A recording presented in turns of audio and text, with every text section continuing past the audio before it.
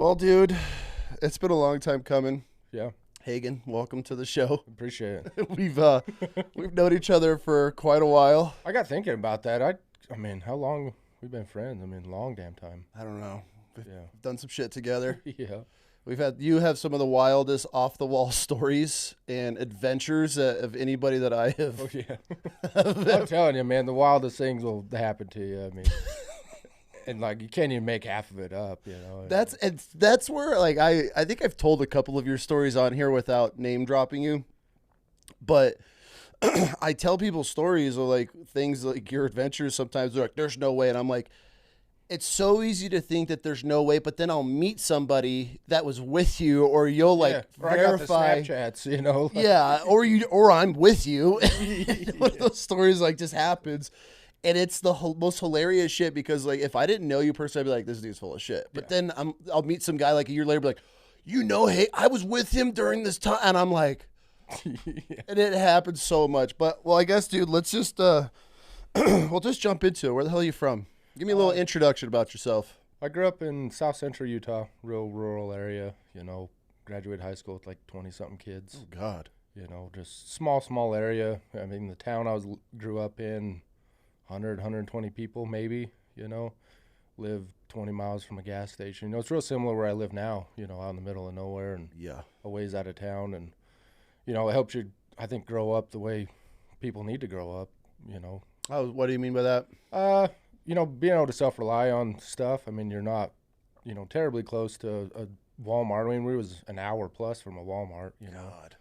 So, I mean, you learn to plan ahead and, you know, stuff like that. And growing up with small town people, everyone knows people. And, you know, you got the help and whatever, too. You know, the community aspect, I guess, of it. But It'll definitely change your. I mean, I get what you're saying. I didn't grow up in that small. I grew up in a small town on the Canadian border, but I mean, dude, I had to go to Canada for my braces. You know, yeah, it was like the closest orthodontist. And, yeah, you know, we had the orthodontist people. They had like a mobile bus that would drive like an hour and a half, you know, and then pull up to like the high school and fix everyone's grill, and you know, it was literally like an RV, like the brace caboose or whatever that would like come once a month or however often they did it, you know, and.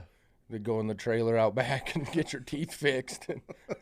That's kind of how small it was. That small, huh? Where is this? I mean, it's hard to. No one knows the towns, you know. So it's Wayne County, Utah. You know, South Central, Capitol Reef National Park area. Grew up in Teasdale and Loa, Hanksville area and stuff like that. So just running amok out there. Oh yeah, I mean, when I was a kid, I mean, we'd hop on the 4-wheeler and. You know, me and a buddy would get on a 4-wheeler with guns and drive right from the house and just start shooting stuff, you know. I mean, within 5 miles of the house, there wasn't a jackrabbit till I got out of high school, you know.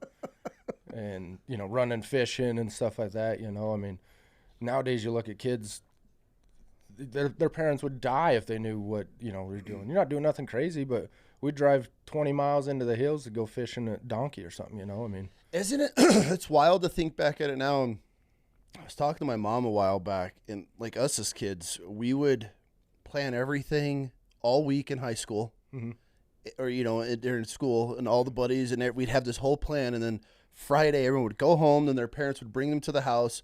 We'd get in my dad's boat, extra tank of gas, and I mean, we're on the St. Lawrence River, which is a big river. Yeah, and we would just find an island with nobody on it, and no cell phones. Yeah, no clue where we were, not even like what direction we headed in.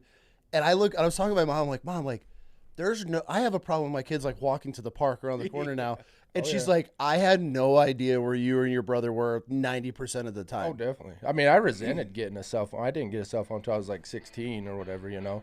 And, sorry. I was like, I thought that was coming from her computer. Turn it off. And, you know, because then I was kind of responsible for where I was. Yeah. You know, I had to tell Mom and Dad what I was doing, you know, and if not, I could just make plans on the fly, you know. You'd ride a different school bus home from school and go to a friend's house, you know, and then like, I need a ride home or whatever, you know. Dude, I did that I remember you can't even do that nowadays. Like them kids at school can't. I broke down a pellet gun and put it in my backpack on a Friday because I was going to my buddy's house for the weekend. I swear to God, I remember stuffing a sleeping bag. I brought an extra bag to school, broke down my BB gun in 2 pieces, stuffed that in my bag, went to school, and then rode the bus to his house for the weekend. Oh yeah, And that was like Oh yeah. normal. I remember we was building like gun cabinets in wood shop. Yeah. Well, like we brought guns to school to like measure them and make sure they was going to fit in our project. You know, and Not no one anymore. batted an eye. I mean, go to prison immediately for that now. It's sad because I just saw a meme or whatever. It said we're the last generation to live and know what it was like without social media, and it was showing like all of like these 2003, 2004, like that era where my graduating class time, and it was just like everybody's in the hallways just laughing and joking, and it was all these like yearbook pictures, and then now you look at it, I mean, there's you see these little kids like 8 years old at a bus stop sitting there scrolling in the morning. I feel so bad for the kids nowadays, I mean, what they got to go through, and how rough social media can be on them, and things like that. I mean, and stuck to your iPads and your phones. I mean, that doesn't build no one. Sure, there's an aspect for it. You're going to be a nerd and do some crazy computer stuff. That's where how many jobs are coming with that. And stuff. For sure. But, man, that doesn't put any weight to what kind of person they are. Nothing. We're hiring kids. I do a lot of construction in the summers, and we hiring young guys that come work. They don't know nothing. I was gonna say, how's that? I mean, they don't know how to run a dang shovel, or just like nothing. I mean, it skips clearing over their head, and then they don't retain anything either. You teach them one day how you're laying pipe or forming concrete or whatever you're doing, and the next day they come to work, they don't remember from the day before, and so how do you? They always want paid $25 an hour or whatever, and they don't know nothing, and they don't try to learn anything, There's no pride in what they're doing. That's going to be tough. It's going to be interesting in the next few years. I mean, I preach it all the time. I would not go military. I'd go trade school, blue collar, lineman, electrician, utility, anything along those lines. But I have, buddies and hearing from you and other guys that have construction companies. They all say the same thing. It's either the kids have no clue, which is, I guess, fine in a way, especially if you're just going to get in at entry level and you're digging ditches for your first summer or whatever. Right. But how they're like, these kids just won't show up. They just won't come back. Yeah. Oh, yeah. No, you can run kids off, in a day or two, hard work. I mean, like I tell a lot of guys too, like from the guys I learned from, yelling at you all day, like you were trash, you were nothing. They did that to these kids nowadays. They wouldn't make it till lunch half the time. Oh, I bet. And like that's how you learn stuff, Getting like I tell guys now, because I'm not that old, and sometimes I'll have guys working under me or whatever that are obviously older and things like that. And where did you learn how to, concrete whatever? I tell them I learned from assholes, You didn't forget what you learned, from grandpa, from my uncles, stuff like that, and people, you didn't forget what you was trying to learn, and because you're terrified. Yeah. Oh yeah. Yeah. You couldn't. It wasn't like learning. You're just paying retained. Yeah, exactly. You're paid to show up, and you'll figure it out one way or the other. So yeah, it's hard getting kids to work, and that's the thing. Everyone's like, oh, there ain't no jobs. We're paying. I mean, the job I'm working right now is a big federal road project, so it's federal wages. Yeah. I mean, it's ridiculous money, by the hour, and these kids show up and they ain't even worth that. Can't even show up on time. Taking days off all the time, which I get too, but when you're not worth your time when you're there, why are you taking time off to do whatever, Yeah. I don't know. I think if they're for the small group of fathers out there, for these dads that are raising their sons right, it is going to be such a walk in the park for them to just be able to own anything that they do with just the slightest bit of work ethic, because this generation, I tell the girls all the time, like, you girls are so far ahead because stress, how to work under a shitty environment, working for your father, one. You work for me, you're good. Yeah. And then just being able to get the job done, listen, take direction, take an ass chewing, and move on from it. There's this whole generation, I mean, like you're saying, is just so like, oh my God, I'm done. Yeah. I'd rather go be a barista and do that and work in an AC. But if you're teaching your son and these guys, like I have a buddy of mine, and he's a plumber, and bro, he pulled his kid out years ago. Like that kid's his schooling is work in the family, and it's their family business. So he's next in line to take it over. And bro, that kid is a man, and he's 17, and the kid is like bought his own truck, Right. Last year at 16, saved up like a brand new Tacoma. And like, it's like that kid is light years ahead of 90% of his peers. And he hasn't stepped foot in a public school in for sure. years. Yeah. I mean, you guys doing the big homeschooling thing and stuff like that. I mean, if I ever had kids and stuff, there's no way you could send them in there, and try to expect something good to come out of that. Maybe in like a small rural area, For sure. where I grew up, stuff. Personal. You might get a little better, but I couldn't imagine one of these bigger towns. Just the people you run into out in public, them people are teaching your kids something. And man, it's hard out there. It's hard out there, man. It's an interesting world. So what was high school like for you? What were you into then? You're a big wrestler, right? Yeah. I wrestled all through high school my whole life. Got a full ride scholarship. Went out to Iowa wrestling in college. How was that? It was different. What was it like going from rural town to a college? Growing up in a small community and then going to a giant college, out of state especially. Growing up, small Utah, people don't swear in public. They don't. It's so different. Like first day at school, like my professor was up there swearing and stuff. Like it don't bother me, but it kind of perks your ears up. Like you just said shit in class, like. You don't hear that nowhere, from where I'm from, and so that's a big, learning curve going to that, going straight to. Oh, I'm sure. The partying and stuff like that of a big school type of deal, and. Because you grew up LDS then. Yeah, grew up LDS. Okay. I mean, didn't really stick with it all that hard, and gets bad rap on some of that stuff, growing up Mormon and whatnot, but a lot of you break it down, any religion, you break it down to. The basic moral values and stuff. I mean, who can argue against that? You get into the cult aspects of things, and kind of the weird nuance deals that are, people make fun of or whatever. Yeah.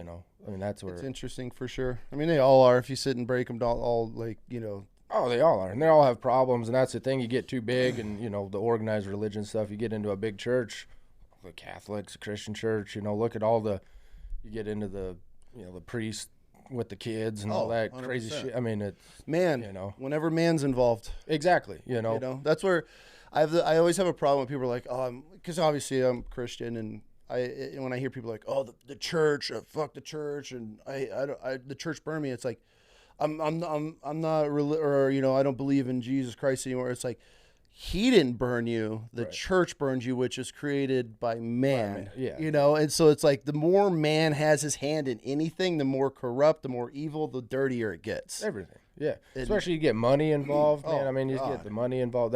That's one of my biggest things against the Mormon side of things. I mean, how much money them guys have tied up and stuff, and kind of some of the shady aspects. You dig into some of that, and they're still out there getting money from the members or whatever, you're paying your tithing and stuff like that. It's like, you guys are worth billions and billions of dollars. Times are tough.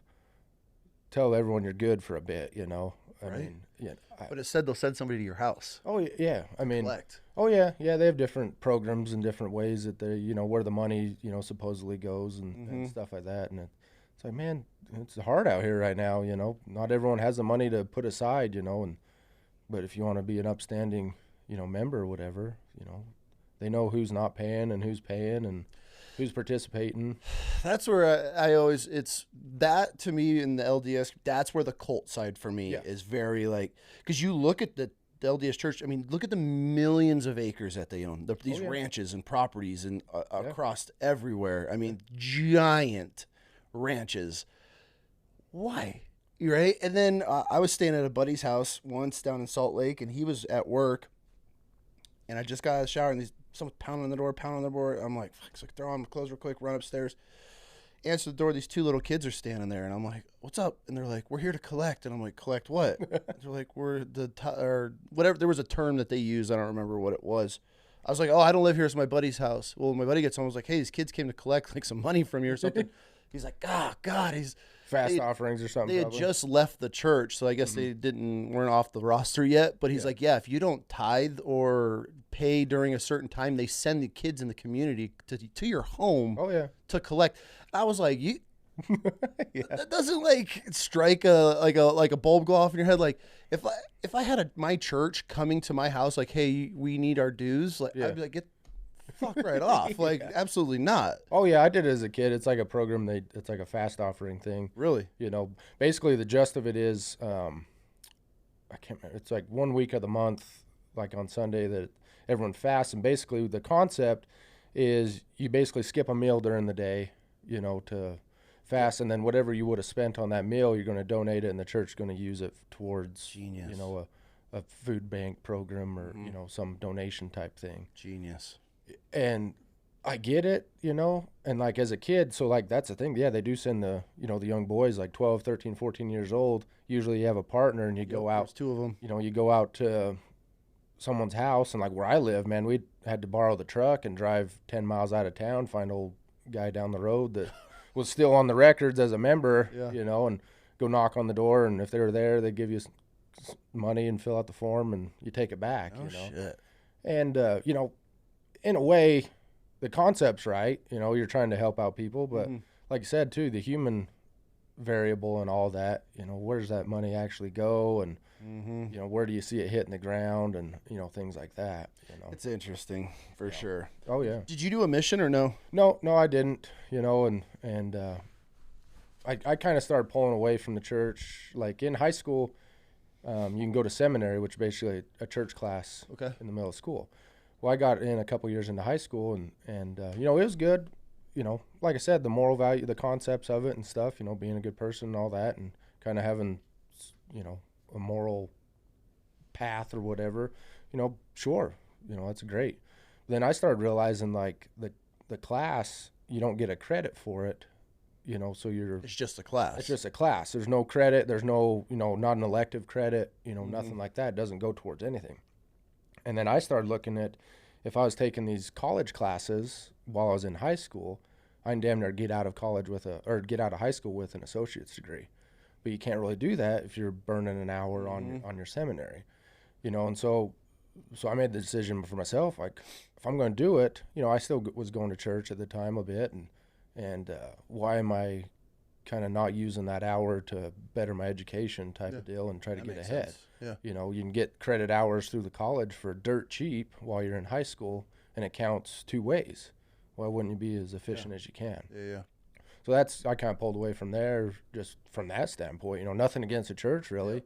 You know, just trying to make the most use of my time. I got to be at school. I might as well take the classes. I mean, for a kid to be thinking, like, processing like that, it's pretty, I'd say, mature, I would think, thing to do. You know, know? most kids be like, yeah, screw it, I'm going to burn this hour every day and then just sit here and screw off. But it's like, you're trying to exactly. knock out college credits. Yeah. Might as well while you're there. Yeah, makes you know, sense. and I mean, honestly, I don't really have much against the missions. Yeah. You know, I think it builds some good dudes. You know, put some guys out there.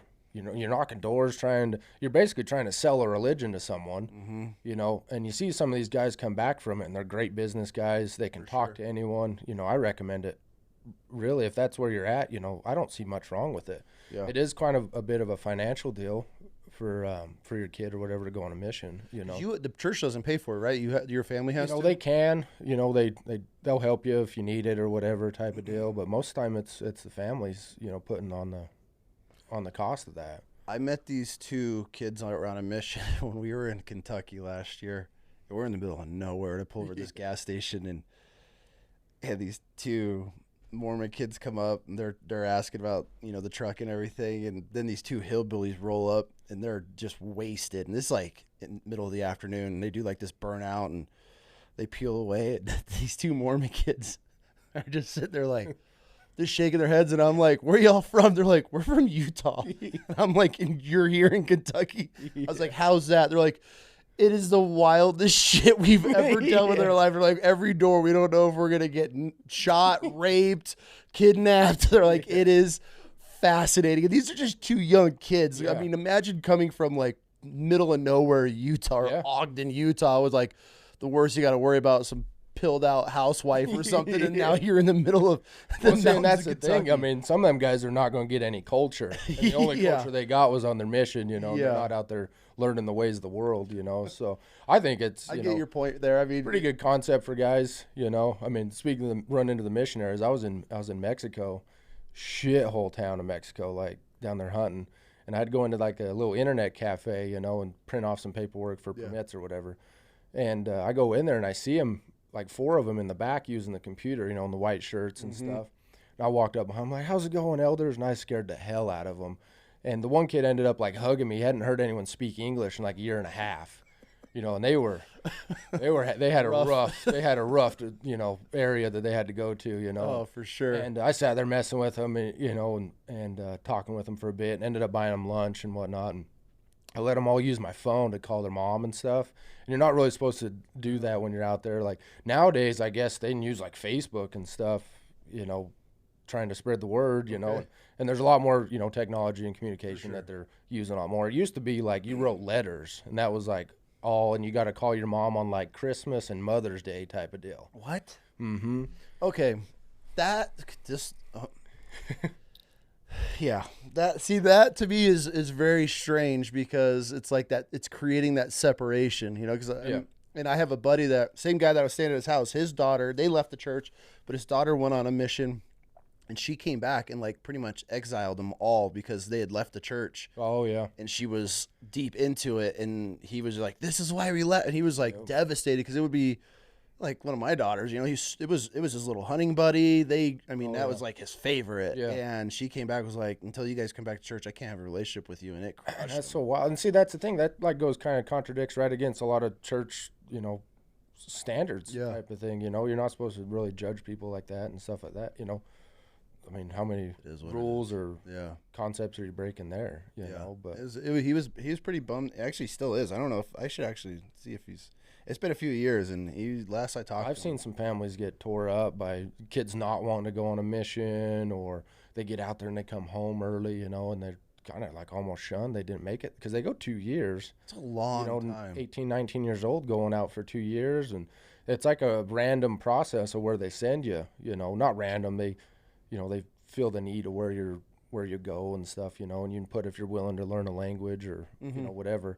And so some guys, man, they get the short end of the shaft and go to, you know, Mozambique or, you know, something like that. And then other guys get to go to Jamaica and stuff like that. I mean, some of them get it. There for that full 2 years, or do you rotate? No, you're wherever you're at for 2 years. You know, it might be like a big area that you mogitate around, you know, like one of my cousins, she went to like Little Rock, Arkansas. I'm like, dude, that's, you pulled the bad end of the stick there, you know, went to the south end of the state there and just pulled a bad one, you know, and then some people go to pretty cool places, you know. So. I can see that. You imagine just going to like Nantucket, you're door knocking millionaires. We had a dude like there in school. He went to like Mesa, Arizona, and like 7-hour drive. We're like, dude, we just come down and see you, you know. Yeah. I mean, so it kind of all depends on, you know.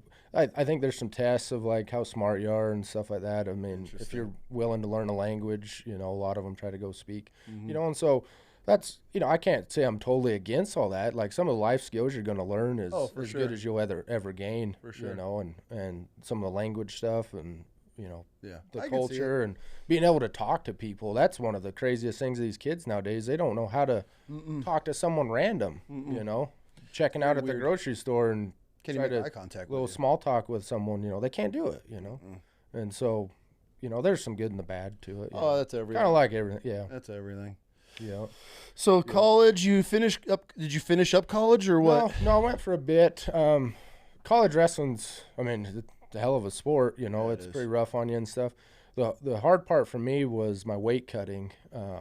So I signed to go in at 197. When I moved to college, I weighed 255. Good God. And so I was cutting weight real hard. So in high school, you know, the weight class is like 195. There's a 220, and then there's heavyweight, 285. So I weighed about 220, 225, and through high school I wrestled a lot of heavyweight, and a lot of, you know, 220 or whatever. Well, in college it's 197, 285.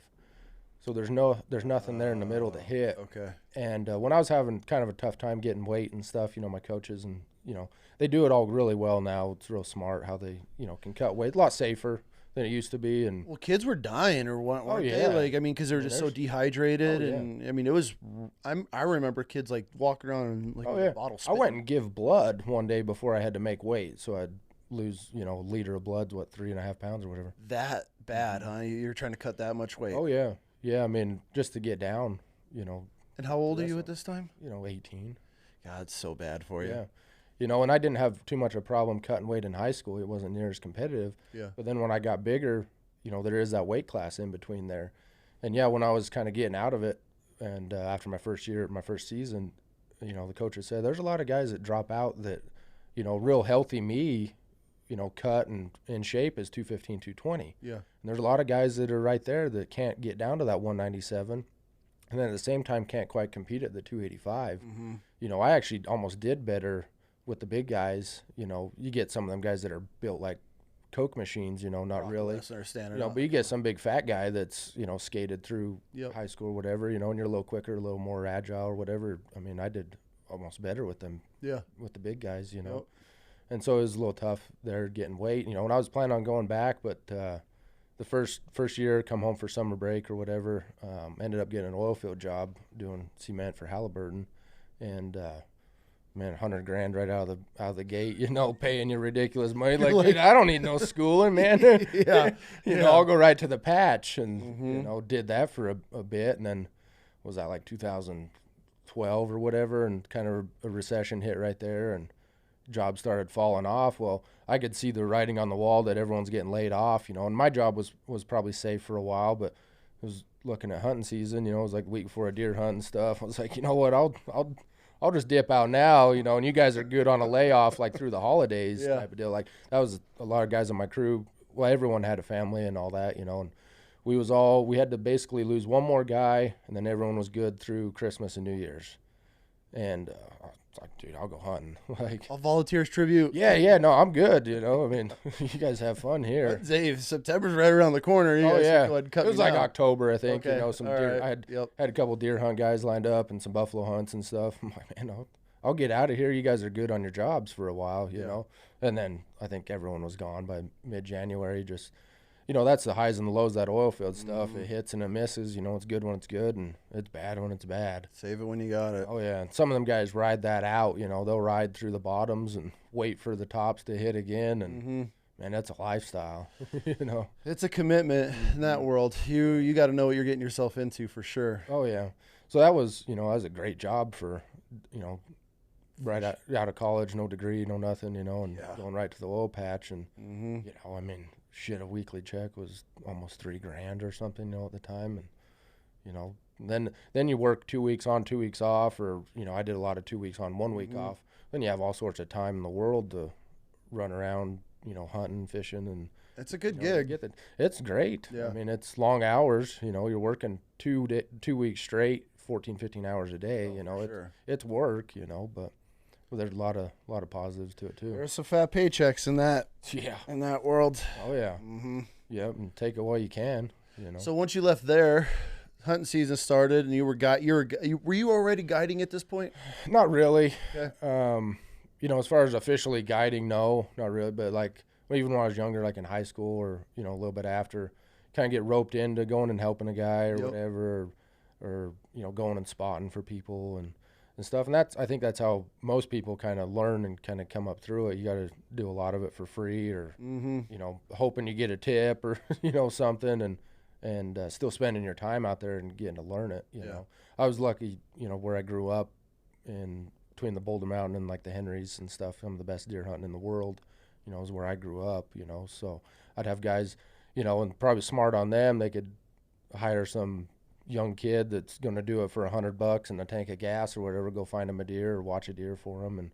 And so kind of got into it, from that, just here and there. And then finally, you get kind of your name out there or whatever, and guys are calling you and paying you up front and, paying you a week's wages. And you're like, okay, here's a gas card, go sit on a deer for a week, or something like that. And why wouldn't you? I mean, especially being young too. I mean, and the amount of money that's that these guys will just pay for somebody to go find or sit on, or just, hey, we need you in this unit, just go turn something up. Oh, yeah. Yeah, run cameras. We just want you to run cameras and check cameras and send the pictures back. Now, were you getting in with big outfitters at this point, or were you doing everything kind of Not solo? really then. No, okay. I'd do a couple here and there. I'd run into some of like the big outfitters, full-time guides. Yeah. I'd run into them out on the mountain, be friends with them type of deal. They'd have me come help pack out buffalo or something, get the horses, pack out buffalo, or be a spotter for them type of deal. Mm-hmm. I had one of the first ones I ever did.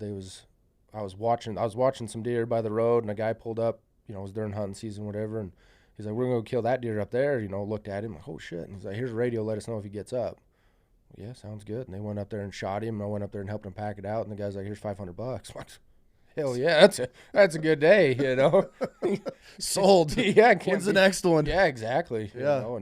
And some of the big money that is into that stuff, luckily I didn't really hit it too hard too early. Mm-hmm. But them Henry Mountain deer tags were $150,000 then, That's just crazy talk, and now what I know now and where things have went, I mean, the money that gets thrown around in some of that stuff, is pretty crazy. The amount of money that somebody's willing to spend to kill a big animal is even though, you've been around it so much, it's always shocking to me. It's like, oh yeah, God, some of these sheep tag prices is getting out of hand. At that point, some of that's just dick measuring. For sure. I do get the concept too. I mean, a lot of that goes. It's a conservation thing. The money goes to charity, whatever, and then it's a tax write-off for some of these guys. Yeah. But I get the business side of it. Yeah, no, I get all of it. Yeah. But I've had a few clients over the years that I've run into, and they want to start spending money on some serious deer hunts, and like I had a guy several years ago, he's ready to buy, Colorado Gov deer tag. He'll go $250,000 on it.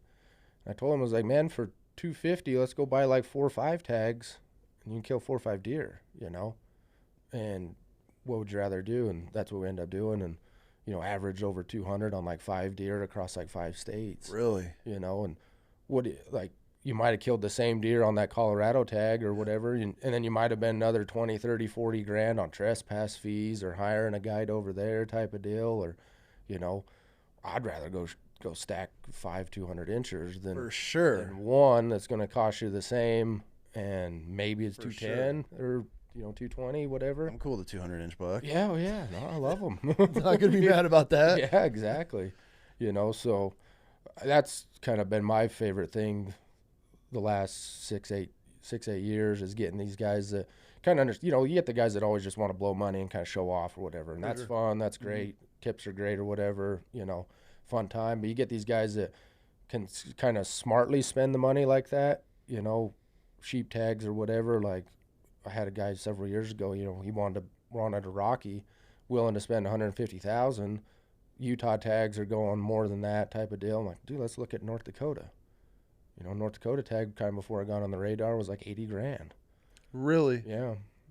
And so, look at spending that money a little smarter and just as good or if not better sheep, That's on the map. No, that's blown up the last few years. Oh, yeah. There isn't a Rocky tag under 150 anymore. Even the Wyoming tags that used to be 80, 90, 100,000, they're pushing 2. They just spent, $750 on Colorado's and New Mexico's. I think they both were 750,000. But they know there's a, 200-inch sheep in there. That is insane to me. Yeah. That is I mean, I get, like you, I get it. I don't want to say if I had the money, I would just be throwing that on that. But it's like, God, do you imagine the good you can do? I'm sure they're probably doing good on the side we don't see about. I know we know a lot of these guys, and they're really good dudes. But it's like, I look at a guy drop $1 million on a sheep tag. I was like, God, how many kids could we have fed with that? Or how many, that's how where my mind kind of goes with it. I mean, but it's his money. I get it. It's a write-off. It's business. I'm not knocking any of it. Yeah, 100%. But it's just like, man, my biggest thing with it is $750,000. We can go kill. You can go kill 10 sheep in Mexico with me for $750,000. Yeah, I mean, just as maybe not just as good a sheep or whatever. If you're chasing a Rocky, chasing your slam, type of deal. But I'm all about a lot of them over. You're about the volume. You want numbers. I mean, who would rather? It's just more fun. I mean, why would I want to spend that much money for one pole? of a trigger or whatever, rather than like, dude, we're gonna have next 2 seasons. Oh yeah, you want to hunt sheep out of a helicopter? Like, let's drop it on that. You know, I mean, you know, there's whatever you want to do, but what's always blown my mind is how much money do you have to make to spend that on something? You know, if you're dropping $1 million on a sheep, you know, because that's like that Colorado tag is $750, but then the trespass fee on that place where they're killing the sheep's $200,000-300,000 just to get on there. Yeah. That dude's $1 million into a sheep. Yeah, at least. That's not including outfit. Oh yeah, guides. Well, I mean that deal's kind of set up. It's kind of all rolled into it, you know. And now, you know, when you get to that level, and them, you know, them sheep, or even some of the big deer and stuff, year to year, you know what you're hunting, you know what you're getting, type of deal. You know, it's kind of a said and done thing. You know, that's why the tags are that expensive. Like while they was killing the biggest sheep last year, there were 2 sheep that's going to be bigger than him the next year. You know, so that's why it's that much more money now. You know, which it's just, hey, it's crazy. I mean, you do you. I mean, I get it. You know, I'm not hating, man. You know, but you're right though. I mean, it's not like you're like getting a loan or buying a house and you're like, I'm about to buy this $1 million house. I'm making $500,000 a year. Oh yeah. These dudes are dropping that. Yeah. Right there. I mean, they're paid up. Oh yeah. They're walking out of there. And if like the Salt Lake Expo took a firm, I'd be buying some stuff. You know, if you'd take payments on some things, you know. But yeah, you guys got low percentage financing. You know, 30 months. 36 yeah. Luckily, they don't get too big on that, you know. Yeah, for sure. But when I was working for some bigger outfitters and stuff and had some clients like that, that was kind of one of my favorite things to do, was run around to them auctions and buy the tags for the guys, you know, bidding on stuff. You feel big, like a big player when you're the first time I did it, I bought a sheep tag for New Mexico for a guy, and talking to him on the phone, you know, he's like, it'll probably go $3 to $350 or whatever, and you know, buy it. So, okay, sounds good. And I'm sitting there in the auction, raising your hand for $350,000 when I got like $86 in the bank. You know, it's a little nerve wracking, you know. And I raised it like $350 and kept going. I'm like, oh shit. And so I'm like trying to call him, he's not answering, you know, and it stalls out like $370. I was like, if you're gonna spend $350, you can spend $370. So I bought it and ended up getting it at that. And I got a hold of him. He's like, oh cool, not a big deal, you know, not a big deal at all. And so when he went You're on over here sweating. Oh yeah, like, all that, because I was like filling out the form for like his name and, you know, address where to send, you know, because you don't pay for it right there, you know, they send a bill later and whatever. And I'm sitting there writing his information. I'm looking at my phone, double, triple checking, and you know, it's a little nerve wracking, you know. But is that the most you've ever spent on a tag for somebody? Single tag. Yeah, I've done 300 a couple times for some sheep and stuff. Yeah. One night I went to a banquet and spent like 1.4 on like 4 or 5 different tags. You know, a couple sheep tags, a couple deer tags and stuff. Was this for one person or just No, it was a couple different guys. Yeah. You know, a lot of times, you know, when you get to that point, you know, there's 4 or 5 guys that'll go to this number on this tag, and you know, you don't even talk to them beforehand. They're just kind of confirm that's what they'll do, and you see what the hunt will go for. And if you're sitting there, and even some guys, I mean, you know, they'll buy a hunt and then find a guy. You know, they'll pay for a tag and they kind of know a guy that's willing to spend that kind of money and then call him after.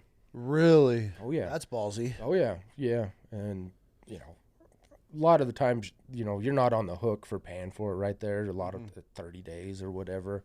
You know, so if you have that clientele and that base, yeah, you're going to find, you know, you ain't dropping no $200,000 on send out a couple texts. And yeah. You know, I mean, so they've got them in the back pocket, who they're calling, who they got in mind or whatever, you know. But yeah, I went to like a smaller banquet and they had a bunch of tags and bought every single one of them, you know. And first everyone's all excited, you're buying something, you know, you're sitting on the auction table and someone's excited. Well, then you buy all of them, then you're an ass, you know. You got they're like, who the hell is this guy? You gotta leave, and there's like some 40-year-old blonde ladies trying to watch you as you go, you know, wondering where you're staying and stuff. Come on down. I'm actually staying right here. Yeah, no, I'm sleeping in the truck because that wasn't my money. Yeah.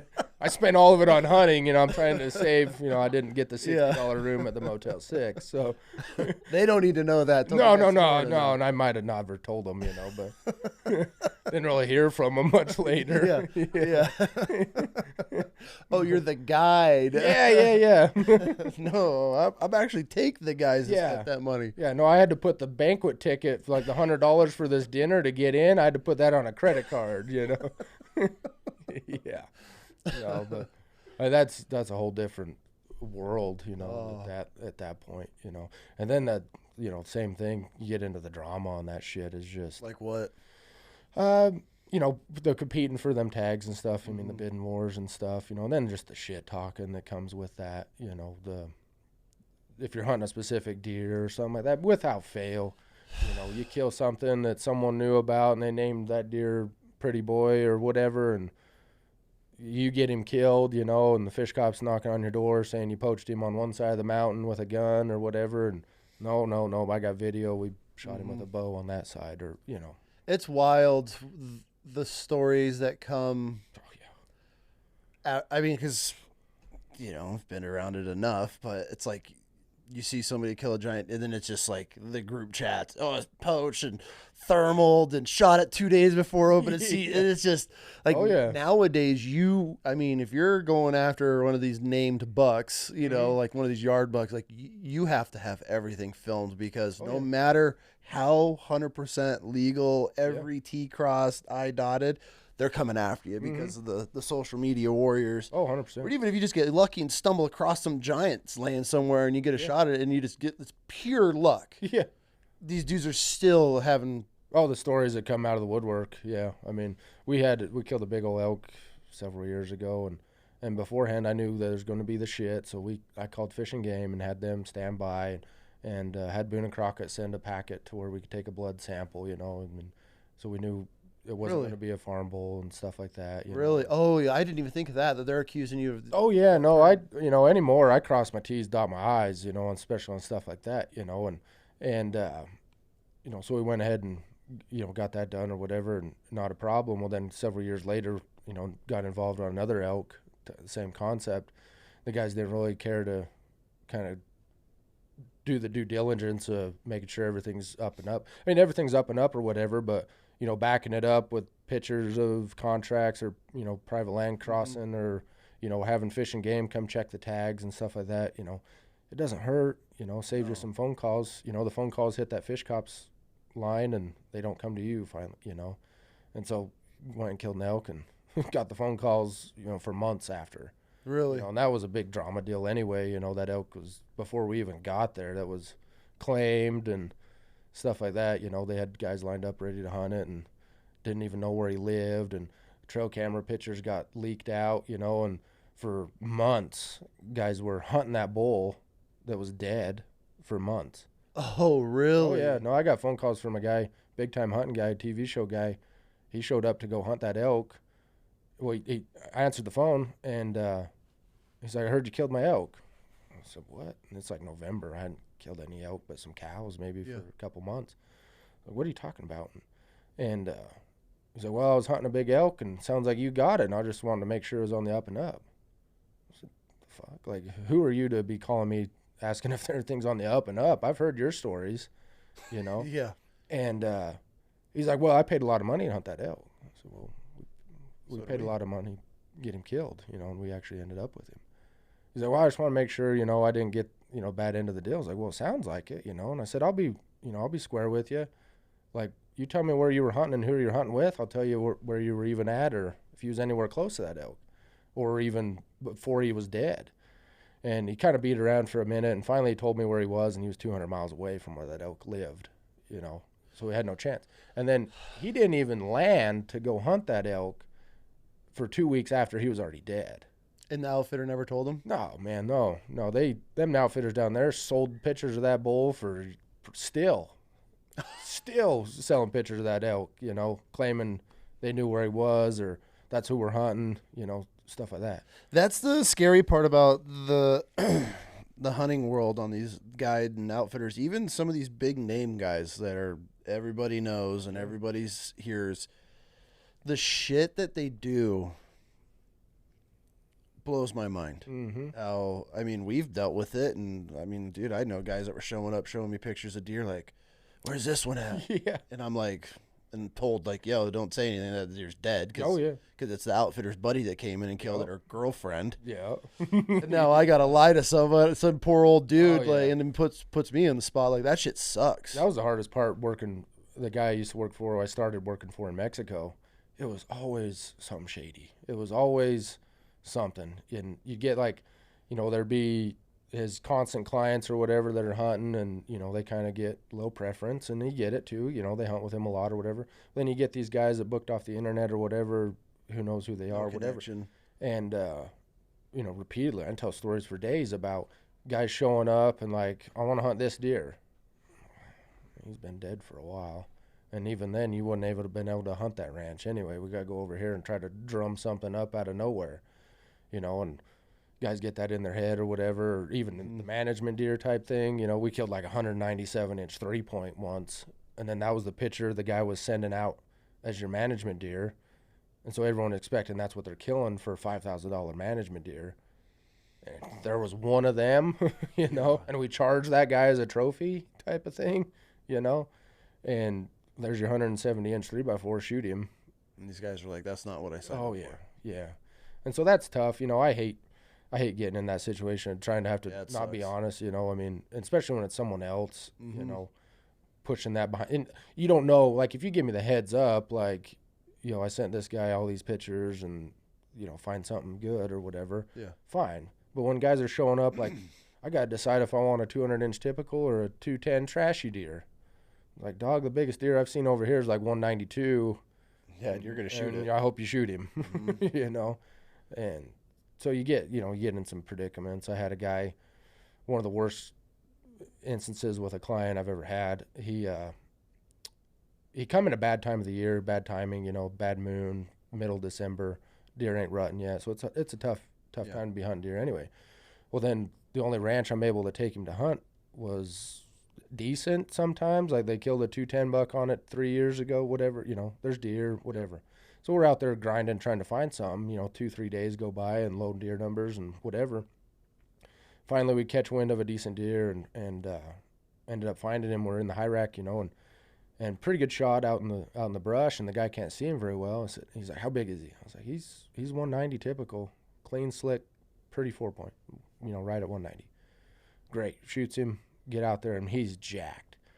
I mean, this grown-ass 70-year-old man jumps up and down. Biggest deer he's ever seen is from, like, Wisconsin or something. Yeah. Jacked out of his mind. Taking pictures, and driving back to the camp, drinking beer at 7 in the morning, just excited, just pumped, We get back to the house, and he's finally gets the Wi-Fi, and he's calling his friends and sending pictures out and just stoked, how you should be. And I'm out there. He wanted to get back going, so we had to cross the border, and so we had to get the head all cleaned up, and cape ready and frozen as much as we could and whatnot. So I'm out there in the shed doing all the work and got the skull cap done, and he comes out. He's like, let's throw a tape on him real quick. I didn't think much of it, whatever. So I handed him my phone, said, add it up, I'll measure it. And if I would have known it was going to be an issue, I'd done the math in my head and made him as big as we needed to be. Yeah. Anyway, and I tight tape him, and honest tape job. He hits enter on my phone and throws the phone on the table and goes stomping off. I said, what the hell? And he comes back, you don't know shit about deer hunting. What the hell, you lying son of a bitch? I said, what is going on? I grabbed my phone. I kid you not, it said 189 and 7/8. Ruined the whole entire trip. And I said, okay, what? And I went and asked him and said, Gary, I said, what's the deal here? You told me that deer was 190. And I finally lost it. I keep it under pressure with all them guys. And I'm like, what the hell? You're talking an 1/8 inch? I'll remeasure it, and I'll get another inch out of him. I'll get 10 inches out of him. You need, Yeah. And so I just would appreciate like a respectable, responsible, professional guide here that if he's going to tell me a deer's 190 inches, he better be 190. I said, the deer was in the brush at 300 yards, and I got within an 1/8 inch. Pretty good. I consider that a win, Yeah. And I said, as tight a tape as I usually run on stuff, that's probably what he's damn near going to net. And who can claim that? Who can get mad at that? Oh, and he lost it. He was pissed, didn't want to finish paying. Obviously no tip. wanted to ride back to the airport the next day. Well, by golly, we missed his flight. He's a little slow getting through the border, you know. And so I just let him stew in it, you know, and dropped him off. He didn't have a flight for like 7 hours. I'm like, kiss ass, you know, go. Have a nice day. You know, bye. It's like, if that's crazy? Where you get to where an 1/8 inch matters. 10 minutes ago, he called no less than 20 people back home bragging about how big a deer he just got, you know, and threw it away over an 1/8 inch deer. He didn't even take the deer. Yeah. And then, you know, come back, we already filled out a tag and stuff, so we had to like export it and just send it to him. I don't know really what happened after that, but he didn't even want to take the deer. You imagine just that, you're at that stage where an 1/8 of an inch ruins a whole entire adventure. Well, and that's the thing too, like, if he knew how big the deer was too, why would he shoot it, you know? You know, if they're relying on me and I give them an honest, damn near perfect number. Yeah. And it's, you know, if you know that a 190 deer is going to make you happy, you should know what a 190 deer looks like. Mm-hmm. You know, I've had that with elk hunters and stuff too. You know, they want a 350 bull or whatever, and they don't even know what one looks like. I could lie to you all day. You know, and what's the worst besides him? What's one of the worst clients you've had to deal with? Oh man, I know you've had some. Oh, I've had some doozies. I mean, one guy wasn't one of the worst. It wasn't a bad experience at all, but it was just one of them ones that make shake your head. He comes elk hunting in Utah down there, and he gets in late. You know, we had to drive down there, and we had the camp trailer set up, and had a nice camp trailer for him to stay in. You know, when he gets there, it's like 11 o'clock at night, and he's like, I ain't staying in no camp trailer. So, well, town's 45 minutes back that way if you want to go grab a hotel. Oh yeah, that's fine. I was like, well, be back here at 4 to go hunting tomorrow. You know, the elk we're trying to kill, I've seen him tonight. We'll have him done in the morning. Anyway, he come back 4 o'clock in the morning, just chipper as all could be, you know, cool.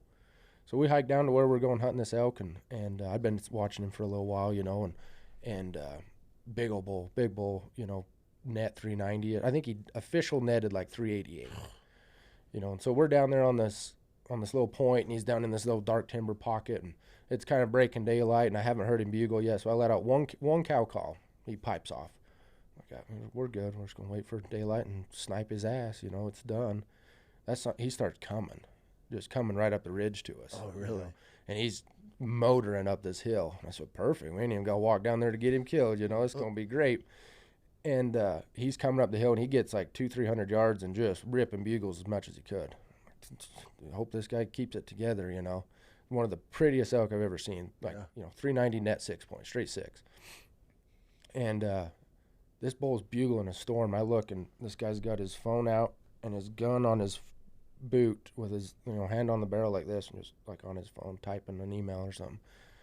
I said, you gotta get ready. He's coming. I said, we're either going to spook him or hopefully he slows up a little bit, because I'm like, I like to set my phone for shooting light to like vibrate in my pocket, you know, whatever legal light is. So it starts vibrating. I said, it's going to be right there. Anyways, how big is he? Fucking huge. Look at him. You can see him. You know, he's 200 yards in a wide open ridge coming out. He's like, well, what's his score? I said, well, you know, he's 390 net right there all day. Oh, well, I thought we was hunting 400 bulls. And that year, I was like, I don't have a 400 bull. Like, that whole mountain, you know, any 380 plus bull is kind of known about. So the only 400-inch bull that we really knew about on this mountain got killed during the archery hunt a month ago. He's like, well, he's not 400? I said, no, he's not. And you know, being honest. And he's like, well, I'll pass. I said, dude, he's going to run us over, man. Like, we got to hide now. Yeah. You know, where he's coming. He's coming. I mean, about that point, he starts like trotting and just squealing, you know, not even finishing a bugle. And I'm like, what do I do? Luckily, I had like some cell phone service there, and I texted one of the other guys. I said, you guys shoot yet? And he's like, no, we're about ready. It was on like the next canyon over and like another 380 type bull. And I said, dude, he's passing on this bull. He's like, no way. Like, there's no way. And like they'd had issues with this client before, kind of the same thing, passing on stuff, you know. And so they come back over the ridge and sniped him like 850, like right underneath us. Really? You know, and shot him. And so I asked him, I said, are you sure? Like, they're going to shoot him, you know, and he's going to be less than 100 yards from us when they shoot him. He's like, yeah, if he's not 400, I'm good. Like, well, he's not. So anyway, they dust him.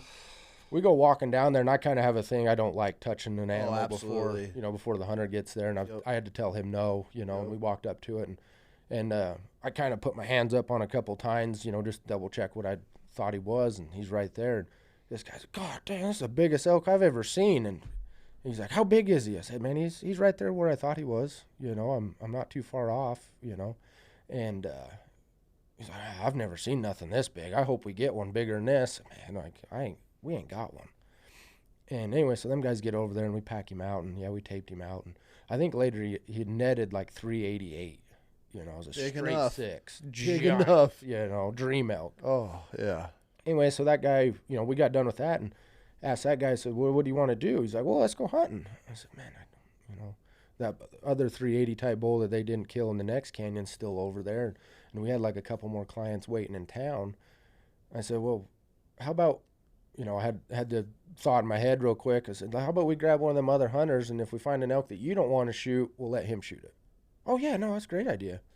And so I go to town and tell this guy, I was like, man, you like shooting 380 bulls? Yup. Yeah, it sounds good. I think he might have been a draw tag guy, and that my client guy was a auction tag guy. And so, we go into the next can and shoot that like 385 bull. He's like 7x8 or something. And we get down there, and the guy's like, God dang, these are just beautiful elk. I said, do you want one? Like, the next one I have is about the same type of deal. And we got one more client in town. So, yeah, let's go. And so we went and got the other guy and went back out, kind of out. They took us, I think, another day or two to find the other bull we was looking for. And we get in there and getting ready to shoot him. And he almost wanted to shoot him. The big client wanted to shoot him. I'm like, well, that's fine, whatever. Yeah. The other guy didn't care at all. Anyway, he didn't, so he shoots him. So we killed like 3 bulls over 380 in like 3-4 days. And I told him when we was kind of done with that last one, I said, well, it was like, now we're really looking for something. I mean, that was my top handful of bulls we have. And he's like, you know what? Nah, I got people coming hunting doves back at the place in Texas this weekend. I'll probably just head on home. I bet he spent 70, 80 grand on that tag that year. Didn't even give a shit. Oh, yeah, here's your tip. Sounds good. Thanks, bye. How would it be? God, bro. So not like a negative experience, but it's just like, yeah. But then, look, too, if that guy would have killed one of them, he doesn't. He's not going to appreciate it. It's going to go in the game room, and that guy don't care, Those are the worst ones. Yeah. When you could just tell they're just there just because they have the money, and here you are, like, putting them on an animal that you would literally do anything to have the opportunity to hunt, and they're like, yeah, not bad. And you're like, not bad. I mean, I had a client, he ended up shooting the wrong deer. Mm-hmm. And it was a great hunt. Guy was great. This old fart. He's got his little safari pouch. Look at his bullets on the side. And, this the whole 9 yards. And I find this deer, and the whole one side is like just drooped over his face, like a giant 5. Then it had this giant club with a ball hanging off of it under his chin. And I was like, listen, you could have all the deer on the wall. This one's going to get the attention. I'm like, would you like to kill it? I showed him phone scope, and he's like, oh, I'll shoot that deer right now. I'm like, cool. First day, like opening day, like we're not even supposed to be like hunting yet. We're just driving around and find this thing. We crawl in, and long story short, that buck stands up with like 3 other deer, and I'm like, hey, you on him? He's like, yeah, I'm on him. And he shoots, and when we first started, got out of the truck, he's like, I can shoot him from here. I'm like, it's 680 something yards. Like we can close the distance. Yeah. We can get out and get closer. I can shoot him right here. I'm like, we're good. So we get in. I get this guy to like 180 yards. Deer finally stands up. I'm watching him. I'm like, hey, you ready? He's like, yeah, I'm on him. I'm like, hammer him. And he shoots like 3 feet over his back, because they're in this little draw, and there's like a dirt bank behind him. Yeah. You got to be literally the overconfident long-range guy. And I go, you miss. And he goes, erroneous. There's no way. I go, you miss. He goes, impossible. and I'm like, sir, you missed. Like, and he's like, where is it? It's opening day. It's first rifle season of the year. So the deer's like standing there, like didn't know what's going on. I'm behind him, and I'm like turning his feet. Like I've got his feet, and I'm dragging him, so he's kind of turning. And I'm like, do you see that? And I'm pointing down over his back, like down his barrel, like right there. The deer's right there. He's like, I'm on him. And I'm watching this buck, and pow, and I just hear whop. And he's like, "Dad, get him!" And I'm like, Got something. I was like, yeah. I'm like, and I come out of my binos and I'm looking, this other buck's just dragging, like running, doing like the broken front shoulder thing, and just piles up. And he's like, I get him. I'm like, you got one of them. He's like, what do you mean one of them? He's like, that was the deer. I'm like, no, that deer's running off. And we go over there, and it was like a 175, like just typical buck. It wasn't bad, but the other one was way cooler. Yeah. And he goes, well, just skull cap it. I'm like, I'm not skull capping this. I'm like, you could keep. Yeah, I ended up just screwing it in the barn, and I was like, God, it was an old one set, so it was all bladed and had cool character to it. But yeah, man, it was hilarious. But he didn't even care. I'm like, God, I'd fucking kill this deer in a heart. I mean, especially the age. I'll shoot age over anything. I love old ancient bucks. And that one was old Roman nose, beautiful. I kept the cape on. It's actually in my freezer. I'm gonna put one of my replicas on it, but just didn't give a shit. I'm like, impossible. I'm like, hey, you fucking, and then his rifle's bolt action, the ejection little nipple that pops your brass out wasn't working, so he had to single shot load it. So after he shot, he rolled on his side, and I could hear him unclicking this shit, and the deer's standing there, and I'm like, oh my God, what a nightmare. But he was a great guy. It was fun. But he was like, this is great. And he was like, all right, I'm going to go home now. That was it. Some of them guys, the attitude's the biggest thing on them. Show up, positive attitude, and happy whatever happens. Or you show up and the guy just the worst attitude. Oh. I've had one horrible client, and he tipped me $100, and I gave it back to him after a week. And I put him, I'm so glad that it didn't turn out he's the only client that I've ever he didn't tag out, and I was like, thank God, because he just didn't deserve it, I felt like. But we watched this deer, just big tip. We called him Big T. I think you might have actually been out there at one point. We were guiding, but this deer's bedded, and I watched him 3 days in a row get up, walk on a string to this cornfield, feed, and then they would fuck off till dark. So the last day, we finally was like, this deer's bedded out in this field, and I'm like, all right, we'll get it done. So we sneak into this field. I put this dude right where you can see these deers trail in the mud, where they're walking every day. I'm like, we're 15 yards down, up, downwind from it. And I'm like, it's going to be a perfect shot. And sure as shit, this deer gets up and it's coming right at us. And we're watching it from 800 yards away. And it's all just flat and walking straight. And I'm like, fuck, here it comes. And he's like, this deer gets within probably 200 to 300 yards on a string straight at us. He's like, we're not in the right spot. We need to be down in the corner. And I'm like, we're literally this is the path that it's walking with these does every day. And he was at this point in the week, this dude just was one of them. I'm like, he's the ones that you take into a river bottom and just walk their dick off all day and just tracks. You just walk them all day. So it's the last day, and he's like, we're in the wrong spot. I'm like, yeah, we are. Where do you want to go? And he moves down. That deer ended up walking where my knee print was in the mud on the edge of that cornfield. There was a hoof print in my knee print where they walked into the field. And that dude threw the biggest bitch fit, and God, he mother effed me up and down all over the place. And I was like, you've had 4 opportunities this week that you literally have made changed. Because, archery hunters are super particular and hey, if you got a preference, cool. I'm just here to show you the deer, get you in as close. If you want to make your play, cool. I'm cool with that. And in that last day, then he ends up giving me $100 tip. And I was like, and the whole time he just bragged about how much money he had and all of this and that, and I made all my money, and he brought his buddy out, and they're talking shit about the other guy, and his phone's sitting there, and I'm reading the whole entire dude, it was just a nightmare. But yeah, he gave me $100 and gave it back to him. I was like, clearly you need it more than I do. And dude, he was just one of those ones where I was like, I couldn't get him out of my truck fast enough. It was brutal. Hands down my worst guy like that ever. He wins the title every time. Kind of a long story, but it started, so when we was in Mexico, there was 4 of us guiding. So every Friday we'd go to Tucson Airport, get a client, whatever client we had assigned to us or whatever, load them up, grab groceries, head back, 4 or 5 hour drive each way. So we're at the airport, and there's only 1 flight a day, and everyone's got their client. I'm sitting there waiting for this guy, and we have his number. I'm calling him, emailing him, nothing, and it's getting too late. We can't really make the border in time and get back to the house, in the daylight or whatever. Yeah. So anyway, I tell the guys, I'm like, well, I'll just stay the night in town here and wait for him, see what happened, if he missed the flight or whatever. No contact all night, no phone call, no nothing. The next day, you know, I go to the airport whenever the flight comes. There's only one flight into Tucson a day or whatever at the time. Nothing. Don't hear from him. Wait like 2 hours. Wait as long as I can. I'm like, well, screw it. Like, you know, no contact at all. I'm going back. You know, there's guys that are hunting deer and getting back home. Anyway, so I'm like headed out of town. The guy calls. He's like, where the fuck are you? First thing out of his mouth. I'm like, what? Excuse me? He's like, well, I'm at the airport. He's like, I just left the airport, you know.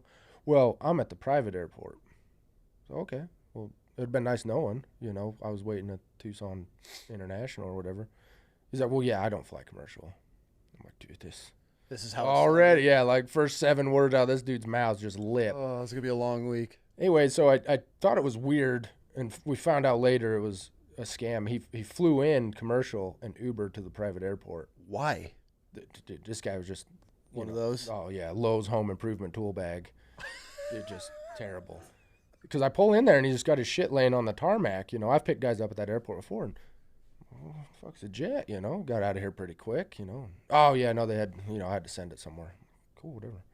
And so we're driving back, and I said, so I thought you were supposed to come in yesterday. Well, no, I was busy. I said, well, you know, no offense, but it'd have been nice to know. You know, I just wasted a day of my time. Yeah. Type of deal. He said, well, I had, you know, things to do. Cool. Driving, you know, 4 or 5 hour drive, driving down the road. He's like, well, you're not even going to ask me what I was doing? I said, what were you doing? It was Trump's inauguration the first time. Okay. And he's like, well, I was at the inauguration. I said, Trump's? Like, it was that day before. He's like, well, yeah. I said, oh, that's wild. Like, how was it, you know? Well, it was great. I said, cool. You know, you could tell he was wanting me to just sit there and fish.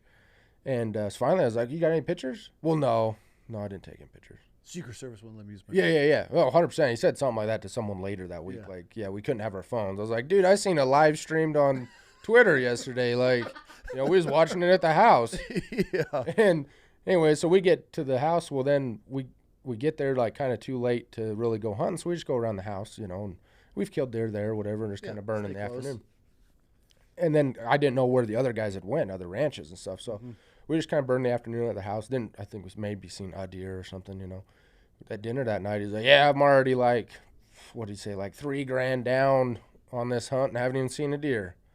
Like however much the hunt was, break down how many days he was there, it was, you know, $3,000 a day type of thing. Whatever. Oh, my God. Well, then he's sitting there at dinner, and the other clients that were there have since become some of my best friends, and this guy was just bragging about how much money he's making. He's like a landscaper from Texas, and he starts like showing guys on his phone. He's like, yeah, I make so much money, the IRS just takes like $60,000 out of this bank account like every day. And Austin, one of the dudes there, he's like, that's not right. Like, that's, you know, they got a lien on you. Like, oh, no, it's just easier that way, you know. And these other guys are multimillionaire business guys, you know, they know how shit works, you know. And they're like, no, like, that's fines. Like, you're required to pay that. Like, they don't just take taxes daily. He's like, well, when you make as much money as you know, I do, you know, type of deal. Whatever. And like, you already know it's a tool bag. Anyway, so like the next morning, we get up and we have breakfast at like 5, you know, and guys are running around and everyone's kind of getting in the trucks, and the Mexican guys ready, got lunch going, ready to go. And where the fuck's this guy? And nothing. So I go back in the bedrooms. He's still in bed. And I like grab the blanket. I'm like, get up, you know, let's go. He's like, well, when's breakfast? I said, 45 minutes ago. Like, we're late, you know. And he's like, I'll be having my breakfast.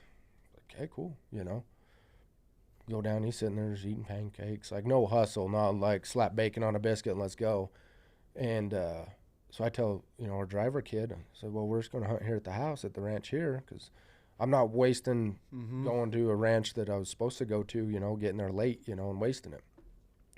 So we get, you know, driving around the house and, you know, he kind of knows what's up. He's like, we didn't see any deer yesterday. I said, well, it's a new day, you know. And we seen some stuff, you know, nothing special, 170-inch deer or something like that. And so then we stayed there at the house around all day, had lunch at the house and stuff. Get back, and, man, he's out there talking shit again to all the other clients and stuff. And, like, a couple of them I had hunted with before, you know. And I remember Rick, I heard him say it. He's like, Hagan's the only one that's killed a deer every week this year. You know, I'd just be patient. Like, you're going to find something. And so we get to dinner, and finally I'm like, this guy's got to, you know, we got to get a deer killed and get this guy out of here. Yeah. So I had a ranch been wanting to go to, but we had to leave at like 2 a.m. to get there type of deal. And then if we didn't kill or whatever, we had to stay the night in town. And I'm like, I'm going to ruin this guy's day by making him drive that far, and then we're going to stay in the sketchy part of town. And, this guy's going to learn today. Anyway, and so one of the other clients wanted to go with, and so one of the other guys, so we convoyed down there like 2 a.m. We split up. They go on one side of the mountain, we go on the other, climb up over the hill, look down in this valley, and there's 2 deer fighting. Getting it fighting. And I can't really tell how big they are. They're nice deer. You can't tell. They're fighting, can't really tell all the specifics. So I get him all set up, and he's laying, on the rocks and stuff, and he's bragging at how sick his titanium action on this gun is, and titanium. We ended up calling him like Titanium Dick because everything he had was titanium. Okay. Just everything. And so he's laying down these deer like 300 yards, just getting it fighting. I'm videoing it. It was a badass deer fight. Anyway, and finally they kind of broke. And I said, man, they're about the same. They're both mid-190s deer. I said, whatever kind of one we get a shot at, Okay, yeah, sounds good. Well, they kind of break, and one deer just hauls ass. I said, well, the deer's still there, just as good. Reading out yardages. He's walking. I'm stopping him, and nothing. I said, you good? Like, you need to move? And like, we're like kind of right on like the boundary fence of the ranch. Yeah. Maybe the deer had like 200 yards to go. And I said, I'm going to stop him again. He's 340 yards, whatever. Hammer him. Nothing. He's not shooting. I said, what the hell? And I kicked him. I said, dude, do you need something? Like, what's going on? He like won't even like kind of look up at me. I'm like, what the hell? Right before he gets to the fence, I said, last chance, man. Like, we're not shooting him over that fence. Nothing. He doesn't shoot. Nothing. He doesn't even look like he's really following the deer. Deer jumps the fence. I said, he's gone. He stands up. He's like, like shoulder checks me as he walks by. And he's, I'll be in the truck. So what the fuck was that? And he's like stomping off, and left some of his shit there. And so I told the driver kid, I said, grab all the stuff. I'm going to go figure out what's going on. I catch him down by the truck. I said, dude, what the hell? Like, was the deer not big enough? Not get a good shot? Like, you got to communicate here. Why didn't you shoot that deer? I don't want to talk about it. Okay. Well, sounds great, boss. And so Martin gets down there with all of our stuff, and we're kind of loading up. And he's like, what's going on? So we're sitting there talking shit in Spanish on him, And he's just sitting in the passenger seat of the truck, and I like, hey man, like since we didn't kill a deer, we got to hang out here like all day and then stay in town tonight because I'm not driving all the way back, and back in the morning. Like, there's 2 great deer here, we'll kill them. No, we got to go back to the house now. I said, for what? Well, I don't want to talk about it. You shit his pants or something? No. So like, I was like, and at this point I'm already pissed. I'm like, tell me why we got to go back to the house. It's like a 6-hour drive, dude. You tell me why we got to go back to the house, we'll go. He's like, I'm telling you, we got to go. I said, I'm telling you, I'll leave your ass here. You're in the shit now. Like, we leave you here, you're dead. Yeah. And said, just tell me why. Like, yeah, did you shit your pants, forget your medication? What important thing do we need to go? I don't want to talk about it. We need to go. We ain't leaving. So me and Martin just start drinking beer on the tailgate, and it gets about like lunchtime, and he comes out. He's like, are we leaving or not? And I said, not a chance till you tell me why we got to go. Said, we're just going to wait till dark, and that buck will be back in that valley with them does. Well, I just need to go back. I said, I don't care at this point. And we're like out of radio contact with the other guys, so no one really knows what's going on. And it was just kind of shitty all around. Finally, it's like about an hour before we're ready to hike up the hill. I said, get your shit ready. We're going to go back up there. Nope, we got to go back to the house where we do that. I said, we ain't going, I said, we can go back now, but we ain't coming hunting. I said, I'll drop you off at the airport. I'm over it. And he said, well, if you would have reminded me to get my bullets, I would have had bullets today. I said, what? Like, he didn't bring any rounds? He didn't have any bullets. He didn't tell you that like that afternoon? No, he didn't tell me when he's laying there looking at the deer like, dog, I ain't got no bullets. I said, are you serious? And he like kind of chests up to me, and he's like smaller dude and stuff. I said, this ain't going to fly. He's like, if you would have been a decent guide and reminded me to have all my shit. And I said, I got to get you out of bed too. Like, you're a grown ass man. I got to remind you to get bullets and shit. Like, I figured you was a competent human. And he's getting all lippy and stuff. I said, well, we ain't going back to the house. If you would have told me, I could have radioed or, sat texted and met him halfway or brought him here, grabbed another gun. There's a lot of options here. Yeah. And you're being a douche, and you basically just ruined your deer hunt. Because now we got to go back tonight. I ain't coming early in the morning. 6-hour drive back at night. Now the sun's going down. Yeah, and it's dark. I said, well, we're going to go back, and then we ain't coming first thing in the morning. We're going to come and try to hit the afternoon hunt tomorrow. So you basically just wasted 2 days, you know, and you're talking that $3,000 a day or whatever. Yeah. Whatever. Anyway, so we come around the mountain, finally get them other guys on the radio, tell them what's up. And I got the radio in the truck, like it's like on the speaker, and the client guy's like, what a dumbass, you know? Yeah. And he's sitting there, name's Rob, he's a piece of shit. And he's just like all grumpy, you know. And I said, well, we got to go back to town. Do you guys want to go or whatnot? And they're like, no, we seen a big deer. We're going, but they didn't, it was like a giant 3-point, like it was a 197-inch 3-point. Yeah. But they didn't shoot it. It was the guy that was guiding, it was like his first week, I think maybe. And he just like, well, I didn't know if we shot him for a management tag, you know, whatever. I said, well, if he wants to shoot him as his trophy, shoot him. Yeah. They're like, all right, well, cool. We'll stay here and you know, shoot in the morning. So we haul ass. Well, then we get home, and I just said, screw it. Said, we're just going back. I want to get that deer killed and, you know, get done. And then help them guys, you know, because it sounded like they had some issues, whatever. So we get hauling ass back down there. Get there at daylight, and said, you got bullets? Like the whole way, like every 30 minutes, you know, driving down there. Like, you got bullets? You sure? You know, and I'm just laying it on this guy. He's just such a piece of shit. And we get down there, and we climb up on our mountain, and the first deer I glass up's that giant 3-point. And I'm like, oh, shit. And Austin, the guy, the other hunter, was just in love with this deer. And, you know, I said, I'm going to run back to the truck. I'm going to radio them guys, get them over here. He's like, no, I'll be shooting that deer. I said, no, you ain't shooting that deer just because, you know, Austin wanted to shoot it. I said, dude, you know, I'll be shooting that deer. Whatever. Hopefully he misses, you know. And he was laying down. I was doing this, like trying to scare that deer off and stuff. Yeah. Anyway, he hammers him, just throttles this deer. Yeah. Anyway, we get up there, get pictures, get into the truck. We come down. So I'm trying to hurry to get to the radio, and we get around the mountain to radio them. And I was like, don't be hunting that deer any longer. We got him, you know. And he's like, fuck yeah, now we ain't got to deal with that dickhead. We can hunt for fun now. And that dude, he's still one of my better friends to this day, that other client, you know. And that guy was just sitting over there grumpy, like getting shit talked on the radio, you know. Oh, yeah. Anyway, and so he's like, well, now what? And I said, dude, you're just waiting at the house. You can go hunt coyotes at the house with one of the Mexican drivers, you know. And, well, I'd like to look for another deer. I said, nah, you ain't hunting no other deer. Ended up helping the other client. Well, then, you know, last day of the week, we're getting everything ready to go to town, and you know, that's when they're handing the tips out and all that stuff. And this guy's just sitting in his room, like just packed up, ready to go, you know. And Austin goes in there. He's like, you guys tip anything? And like that deer he ended up killing was like the biggest one of the week or something. And he's like, no, I figured, you know, they could have done a little better.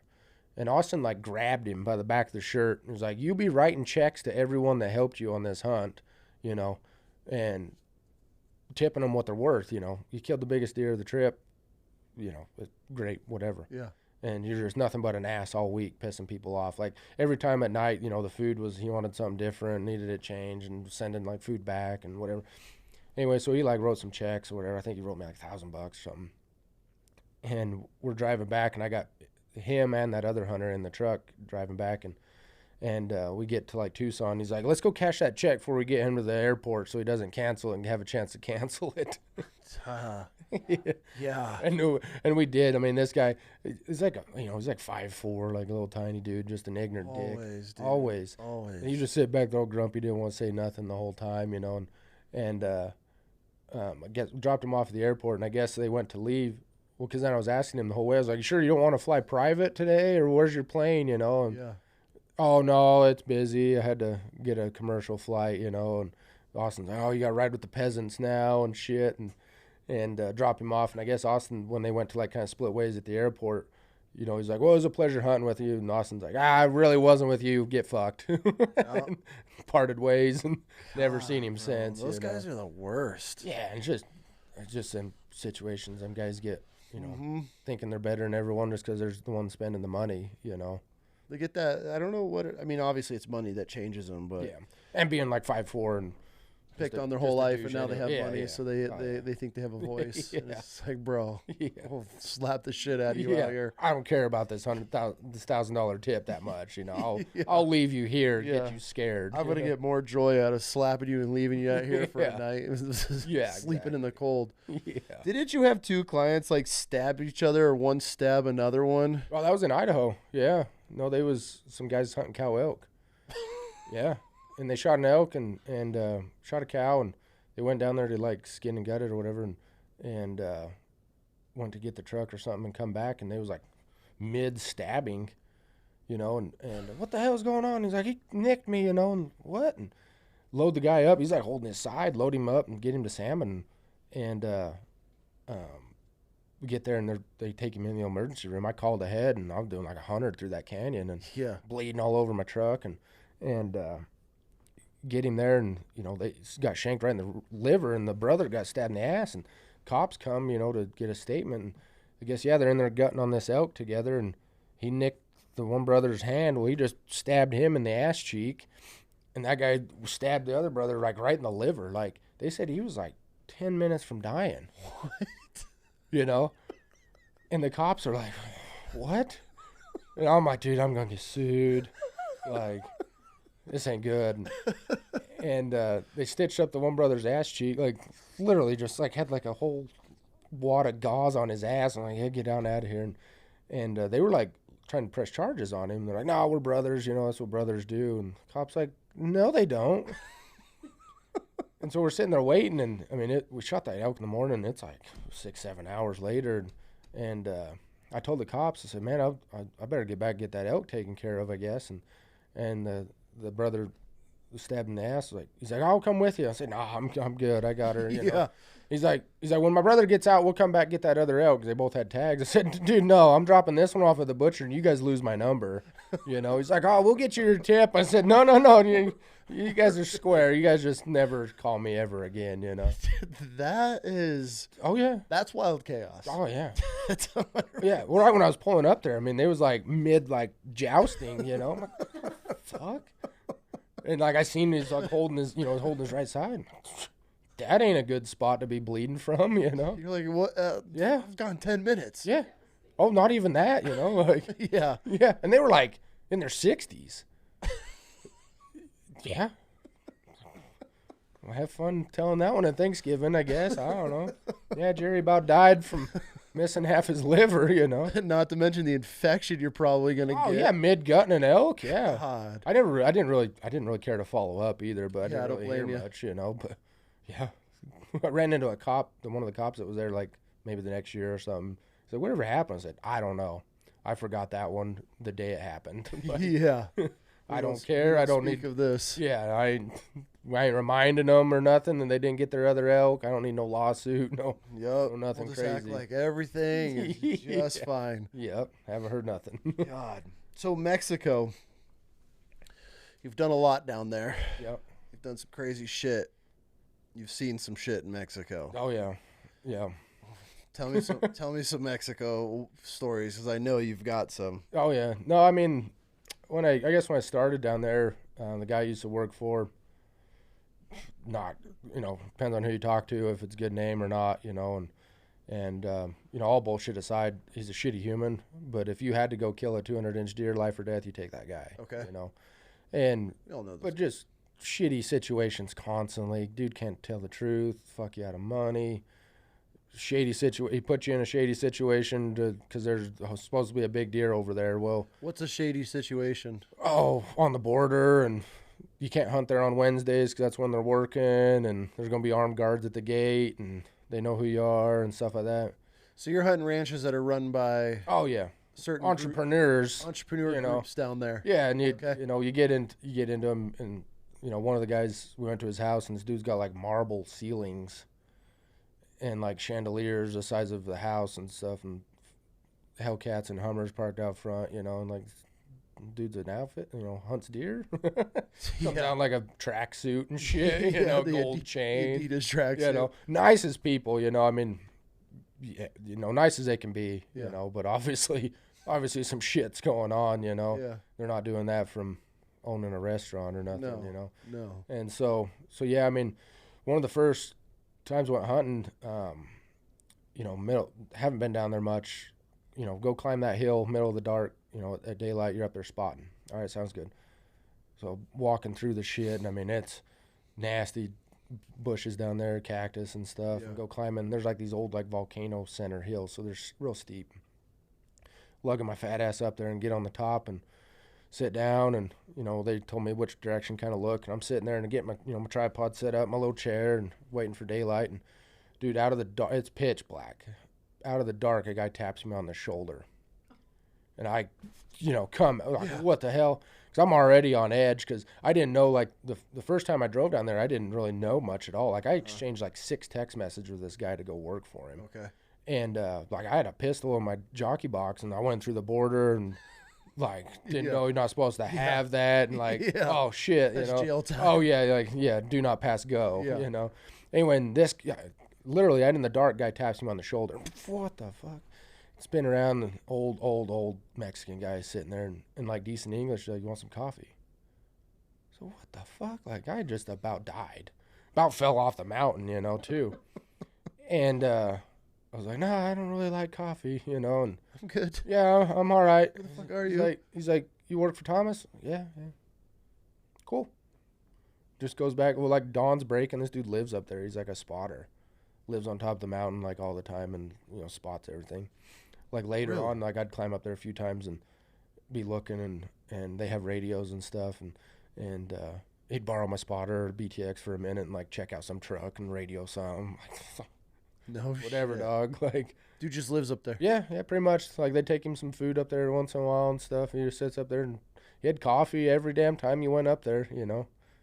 Nice as can be, decent English, like whatever, man. You're just watching. Yeah, everything. It's actually impressive the kind of networks those guys have down there. Really? Like kind of how archaic they have with the radio systems, and like kids in town like telling part shit. of it. Oh yeah, they know everything. They know where everyone's going, who's going where, if they're supposed to be there. It's crazy how kind of coordinated they are with how janky everything is. Yeah, you think that they're third world and oh yeah, not sophisticated, but they got some systems. oh they got it down. They got the human network, and so yeah, it might have been that first week. Told me to go check some trail cameras on a ranch, and basically drew me a map on the sand. Take this road, turn it, this dead horse offside the road, and go through this cattle guard, and, and then run around and check all these trail cameras. Anyway, so I'm bebopping through, and we're like the shit Mexico, like out in the desert, 80 miles of dirt road to get to a ranch or something.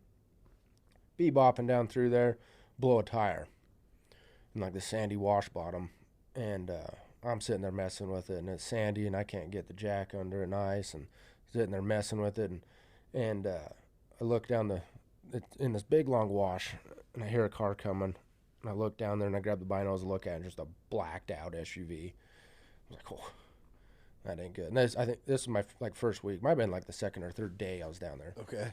And well, here we go. I've seen the movies, and heard the stories. Yeah.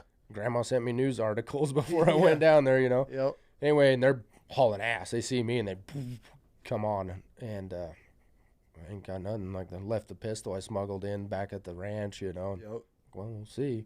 They pull up, nice as could be, roll the window down. Need help? Yeah, I do. No shit. He whistles, like 7 dudes get out of the back of this like Escalade thing, and they have a better jack and shit. And he's like, need a beer? I'm like, yeah, sure.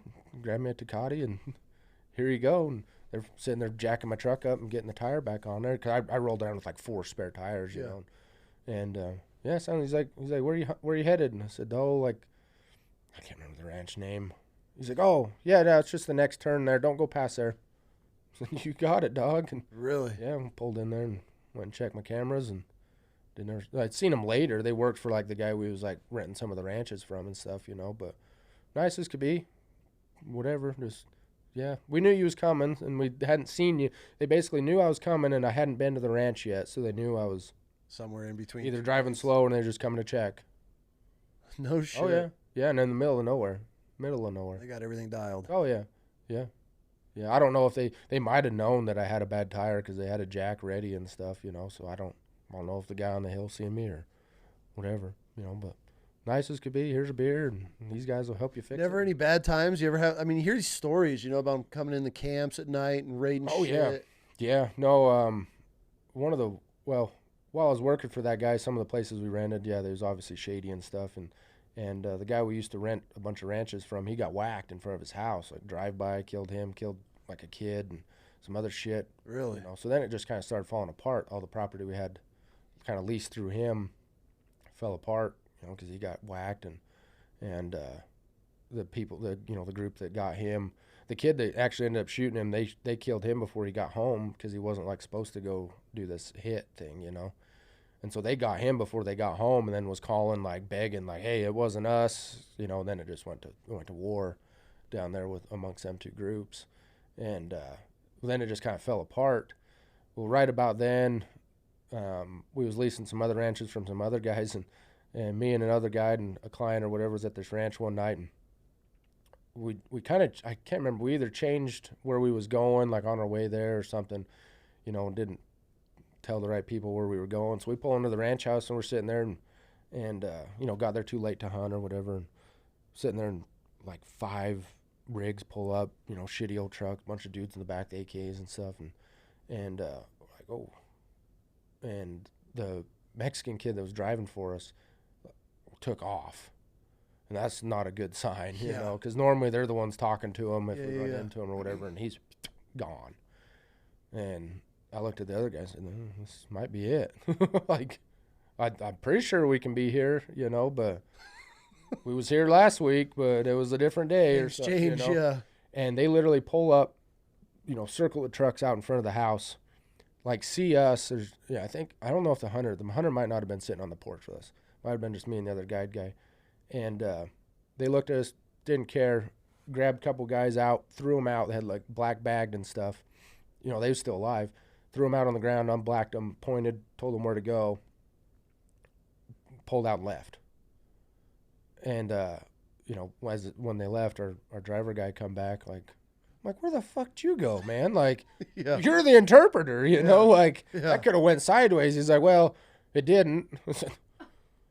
And he's like, well, you guys didn't see nothing, right? I was like, no, I didn't see shit. And we get talking about later, and basically them was like their new spotter guys, and they black bag them, take them out where they're wanting to spot, so they don't know where they're at type of deal, and like know how to get out, because like they're being forced to work for them or something, And yeah, they threw them out, and they went climb the mountains, and eyes in the sky. It's a different world down there. So that was right when I was getting done with that guy, and then we had some issues. The place where we was hunting sheep was owned by that guy that got killed, and we had already paid him for the sheep hunts on that place, and so me and one of the Mexican kids went to go check cameras and go look for sheep. And on the way out to the ranch, there's like a bunch of tracks on the road, and the gate was like different how we normally had it and stuff, and so we knew something was up, and go around the ranch and the deer feeders are missing or the cameras are gone and stuff. So we knew something was wrong. So we left.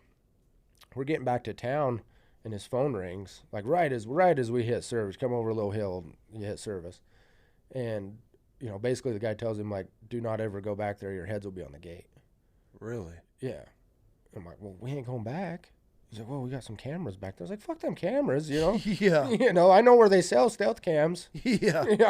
Make a phone call real quick. Yeah. Like, and I said, no, that was like, and looking back, luckily I heard that conversation, and I heard some other conversations and stuff, because basically, the guys that killed the owner of that ranch, they took over the ranch. It was used for their shenanigans and stuff. And so we wasn't allowed to hunt there anymore, obviously. Well, yeah, we were out the money. They'd paid him for the sheep license and stuff. Yep. Well, there's no one to represent us. Like, there's nothing there. And, looking back, honestly, luckily, I kind of knew what was going on, because I gave some guys the heads up that they was still wanting to go hunt there. I said, dude, I'm out. Like, that's when I quit. They was wanting to go in there hunting. They're like, well, we'll get the military to go in, scare them guys off, we'll hunt sheep, leave. I'm like, dude. For a sheep? For a sheep? Well, it was 2 sheep. It was a father-daughter to go hunt sheep. Okay. I'm like, dog, I'm going to tell that hunter what's up, because he's not going to take his daughter in there to hunt sheep with knowing knowing what's going on. Like, well, I'm out the money, you know. And I said, I got another option. I know another ranch. You know, that guy hates you, but I can take the clients over there and hunt sheep, you know, and everyone lives. And no, it's not a big deal, whatever. I'm out. I don't want no part of this. So I leave, and that was when I got done. Well, come to find out, they went to like another ranch, shot a sheep off of a different ranch, you know, just the whole. And aren't those sheep permits like permitted per ranch? It's not like units, right? It's they got a pretty good system down there. They kind of on the up and up. And I actually told them too, like one of the like fish and game guys down there asked me, like, do you still work for him? I said, no, I don't work there anymore. He's like, well, we know he can't hunt the ranch that the sheep tag's for. So if they show up with a dead sheep, you know, obviously it's poached or, you know, illegally taken somewhere. And you know, I'm not a narc, but that sounds pretty accurate, pretty logical there, you know. Well, the math is mathing. Yeah, he's like, well, we're kind of watching. I said, sounds good. So I told him when I quit, I called one of the guys that come with the hunters and told him, I said, you know, you guys kill a sheep, like they're gonna be watching for you. And it was just a shitstorm after that. I mean, it was just a mess. You know, I still keep hearing people talking shit about that whole deal. You know, to this day, you know, I don't really know what happened.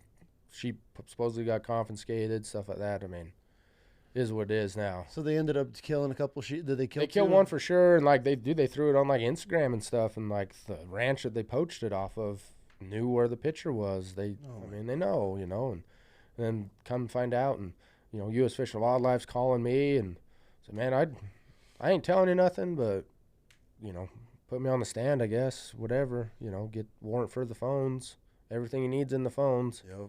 You know, nothing ever really happened. So really, you know, when you got enough money, things exactly. Yeah, everything things kind of go away. Yeah, when you're buying a dozen sheep hunts a year, you're probably all right. Yeah, you know, and stuff. I'm sure you got some attorneys. There's nothing against them, you know, but then that's the thing. Like it was turned on me for like quitting and like getting away from it. Not wanting to go down into a ranch and get your head cut off. Yeah, I was like, I heard the dude. Like my Spanish ain't great, but you know, I heard the head's on the gate. That's all I got to hear. Yeah, that's enough. I got a big ass head. They're probably going to score mine out. You know, Boone and Crockett net typical there. You know, and you know, so get away from that. But then, so after that, I kind of met some people, other ranches and stuff, and you know, was looking at doing my own thing, and you know, just a few guys that either I'd hunted with that other guy with them, or other guys that seen I'd been down there wanting to go hunting, you know, and so I had one really good ranch that I still hunt on. Great dude. I mean, he's hunted elk with me. You know, I've been to weddings and stuff in that family, and anyway, it was right after that. It was the same year. It was about a month after. Had a guy who wanted to go hunt, and I said, I got a place. You bring some cash. We'll go hunt a deer. You hunt, you know, pay that guy if you kill one. You know, I didn't really care for anything at the time. We'll go shoot a deer. Anyway, so we go down there, and this is one of the stories you've told before. Didn't really name drop, but we was hunting this ranch kind of along this kind of busy highway, and one of the hills that we was up glassing on, me and the ranch owner guy and the kid I had driving me and stuff, we'd climb up on the hill, and we're sitting there glassing, and we'd heard of a good deer in there, and so sitting there, and all of a sudden we hear some gunshots over by the highway. My God. And that's where the deer were supposed to be like coming from. I'm like, ah, man, they probably just got our deer poached, you know. And it was far enough away, couldn't really tell how many shots were, just heard shots. And so and luckily I left the hunter, like the ranch owner and stuff there on the hill, and me and the driver went down and said, well, we'll go check and see if they're poaching deer or whatever, because it happens all the time, you know. And so we get over there, and you know, there's the highway and then the berm and a fence, and our ranch road was just inside the fence. So we didn't go out on the road. We was right along the fence there. I get over there and hop the fence, and like immediately I see something like on the road and walk up there, and there's 3 dudes laying there shot to death. Really? Laying in the grass. One dude's still spitting and coughing and, you know, shot in the head. And like, holy fuck, you know. And that guy's literally, 2 of them are dead, and one of them's coughing, dying. And I wave at Martina and said, come on, like, you know, come check it out, whatever. I don't know who you call or whatever, how this happens. And he was having a hard time getting over the fence or whatever, and comes walking up, and I hear a truck coming. And I'm like, well, I better wave them down. You know, I don't know who these guys are, you know, whatever the situation is. Truck comes over the hill, and I can see them, like, standing in the back of the truck, and there's, like, dudes in the back with guns and stuff. And they come over, and as soon as they see me, they just mash on it, just start hauling ass. I don't know why, but my first instinct was jump, and the grass was real tall cane grass, and I took off running and jumped on my belly, and right as I hit the ground, just right over the top of us. And can't remember where Luis was standing or whatever, and anyway, I mean, they drove past, shot 15, 20 times, hurt them right over top of us, and tires screeching past us, going to a stop, you know, and I didn't know where to stand up or whatever, and I decided to just stand up, start waving. I'm like, they're not after me, I don't think, you know. And yeah, sure as shit, I stand up, and I see the guy. I mean, they're only 60 yards away, and the dudes in the truck, like, drop the guns. And Luis comes out running, and he's, you know, scared to death, little tiny, yeah, tiny kid. And, rightfully so. yeah, and he kind of goes out, you know, hands up and stuff, and I can hear him, you know, yelling and talking, and at first they was like all mad. Well, then I can hear him saying sorry, and the one guy, you know, puts his gun on. They drop tailgate, puts a gun on the tailgate, and comes walking over, and his hands up and stuff too. And I kind of walk over there, and he's like, "Sorry, bro." I was like, "What?" And like none of them had very good English, and so we had them get the story from them. And basically, it was some guys that were, I don't know if they were like raping women or something, but they was like moving some guys across the border and was kidnapping the women, like shitbag dudes. So they captured them or whatever and went out on the road and shot them. Well, when they come back, you know, they turned around, they see me standing there, and they thought I was one of them. Because that guy that was like coughing, he was shot in the guts and stuff, you know. And so they didn't know if he was still alive. They thought you were the dude that they were trying to kill. I was like, you guys didn't figure that out like real quick. It's like a 5'2" Mexican, you know. I got like a bino harness on, and my bad. Yeah, I mean, we're good. We're good. That was a close one. Damn, dude. Yeah. You're like, and I'm done. Yeah, I'm still been going back, but yeah, you know, it was an accident, I guess. We'll and they were like, sorry.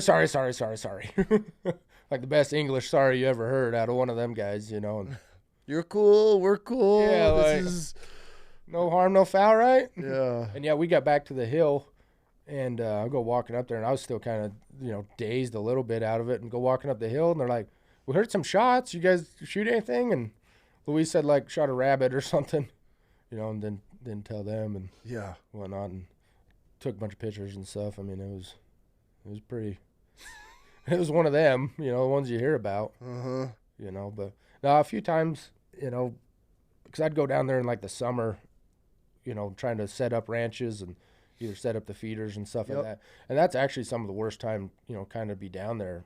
You know, the gangster games stop in the winter when it's cold and stuff. They're not too crazy. Oh, really? But then a lot of the time they know that hunting's going on, you know, and them ranches know the hunters are around, and and they, you know, they clean it up best they can or whatever, and realistically, they're really respectful about a lot of it. You know, they know you're there to hunt, and you know, they're getting money out of it. Yeah, you know? they're making. And that's the other thing too. Like a lot of people are scared. You know, I mean, surely you can get in the wrong situation, obviously, you know, but they're not going to be whacking no Americans. No, you know, I'm not trying to. That brings a lot of heat on them. Yeah, they ain't kidnapping you for ransom or nothing. You know, especially now Daddy Trump's in there. You know, and that was the thing. The first term of Trump's, man, it was down. Oh, really? There wasn't much going on. You know, crime was down pretty good, especially right on the border type stuff. You know, I mean, obviously down, you know, further inland and whatnot, they're fighting all the time. But no, one time it was a summer, I was coming down this road, and like I haul ass on the dirt roads and stuff and cooking, and I come past an army guy that's kind of like backed into a spot, you know, and like a Humvee, army dudes, and blow past them, and I just wave, and they come around, and they don't really have lights and sirens and stuff, but he's like flicking his lights, and old ass Humvee, like he ain't catching me, and so I just fuck that guy, you know. Yeah. And obviously they radio, because I come around the corner, and they got like 4 of them parked in the road sideways, and there was kind of like, it was like an intersection. I don't think they knew which way I was coming from, because as I'm coming to a bounce and stop in the truck, and immediately them guys with them turret guns on the top of them Humvees just turn them right on me, and just see that guy Oh, really? I'm like, oh shit, my bad, dude's like, I was fucking with that guy. Yeah, it's got real And quick. yeah, I mean, hands up in the cab, and they're walking down. All of them got pulling guns and shit. And I'd heard about before. A lot of them dudes they don't have enough bullets for everyone. Like the military is kind of like low funded, especially out in the shit, you know. Yeah. And this kid, I mean, had like I don't know, 15-year-old looking kid comes running up to me, and I seen him rack his. It had like an older M2 or something. And I seen him rack it like as he's running up to me, and he puts it right at the side of my head. Really? And I seen him, and he doesn't even have a mag in the gun. There's not even a magazine in the gun at all. And I seen him rack it, so I was like, well, he ain't even got a damn bullet in it. And so he's up there, and I just like flipped him off, you know, like, I mean, put it like right in the side of my head, and I just like turned it to my forehead and was like pushing into him and stuff. And they was all yelling what he'd, you know, in Spanish. And at that time, I pretend I don't know any Spanish type of deal, you know. And for sure. They're screaming, and that kid's the one holding me up, pointing, and got a damn bullet in the gun, you know. And this is the Wild West. oh yeah, no, it can be crazy that guys that want to go hunting and stuff, you're not going to see any of that. Yeah. You know, if you want to, we can go. It's just, we can take a detour and you go see a body. You know, and make some calls.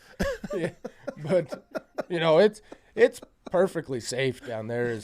What experience are we looking for? Yeah, you want the full Mexico experience? Yeah, exactly. We can do it. Yeah, exactly. I mean, God, some of them deals in town.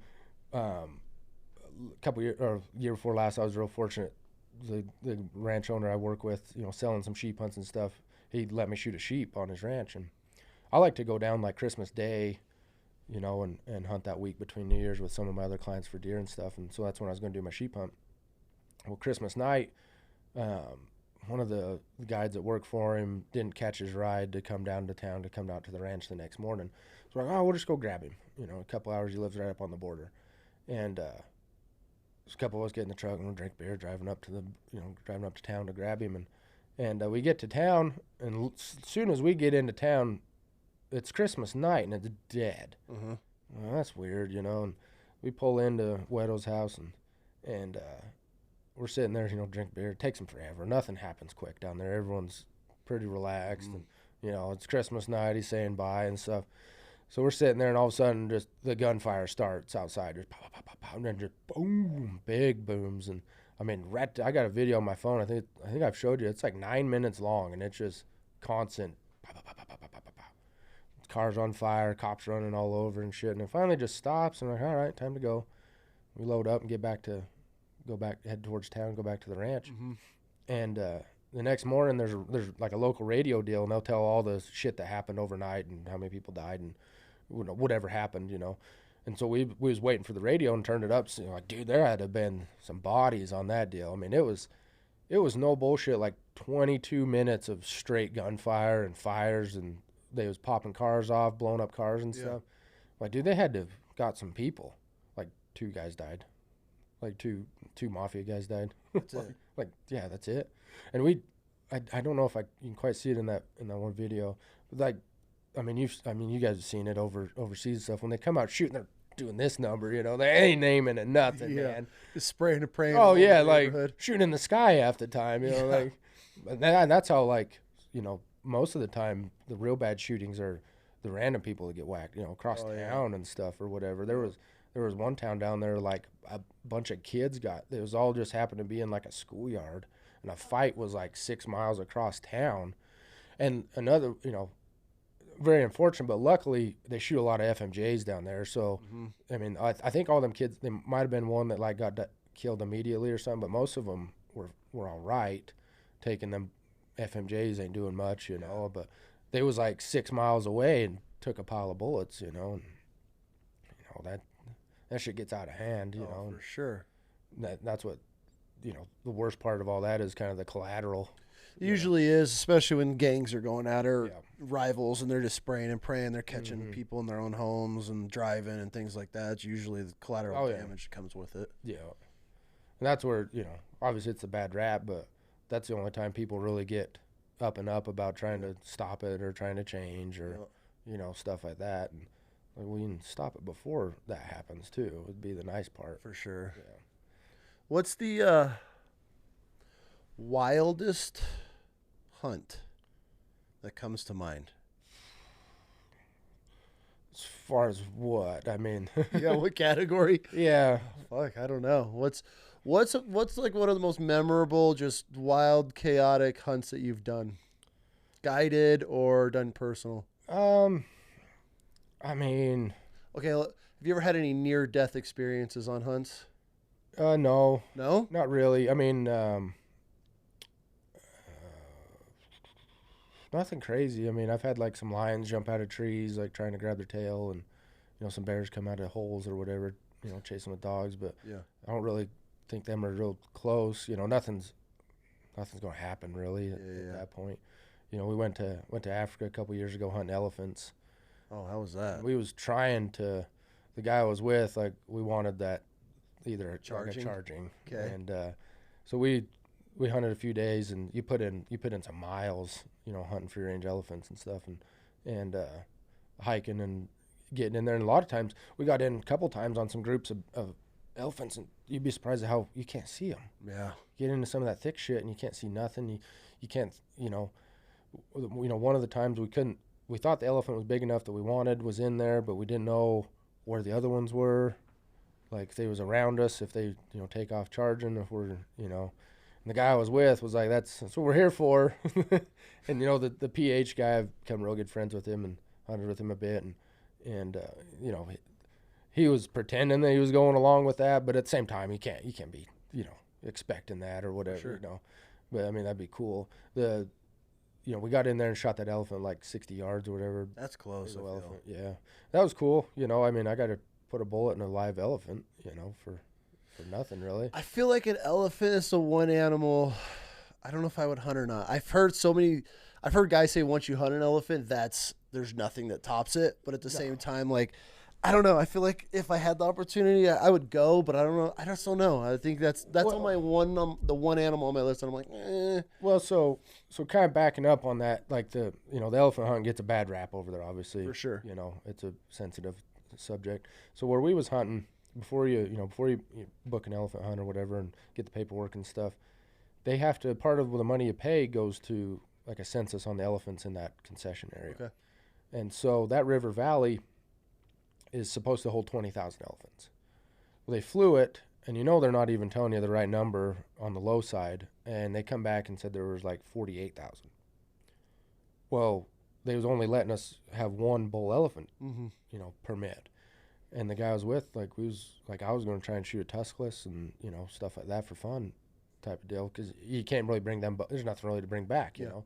But at the same time, the money's going into the place. And anyway, so when we get there hunting, we're driving around. We got elephants every day. We seen elephants every day. We got into a herd one day of like 250. Really? Right in the middle of them. Had like a little yearling bull charge the truck, and had some cows like squealing at us and stuff. Yeah. I mean, they know what's up, and you're there to hunt them. There's most likely not a big bull in with them giant, herds. And but we had to go through them, and we just kind of eased through them, But we was running into them everywhere all day, and like you go through patches of that Mopani and stuff that they've just decimated because there's so many elephants in there. Yeah.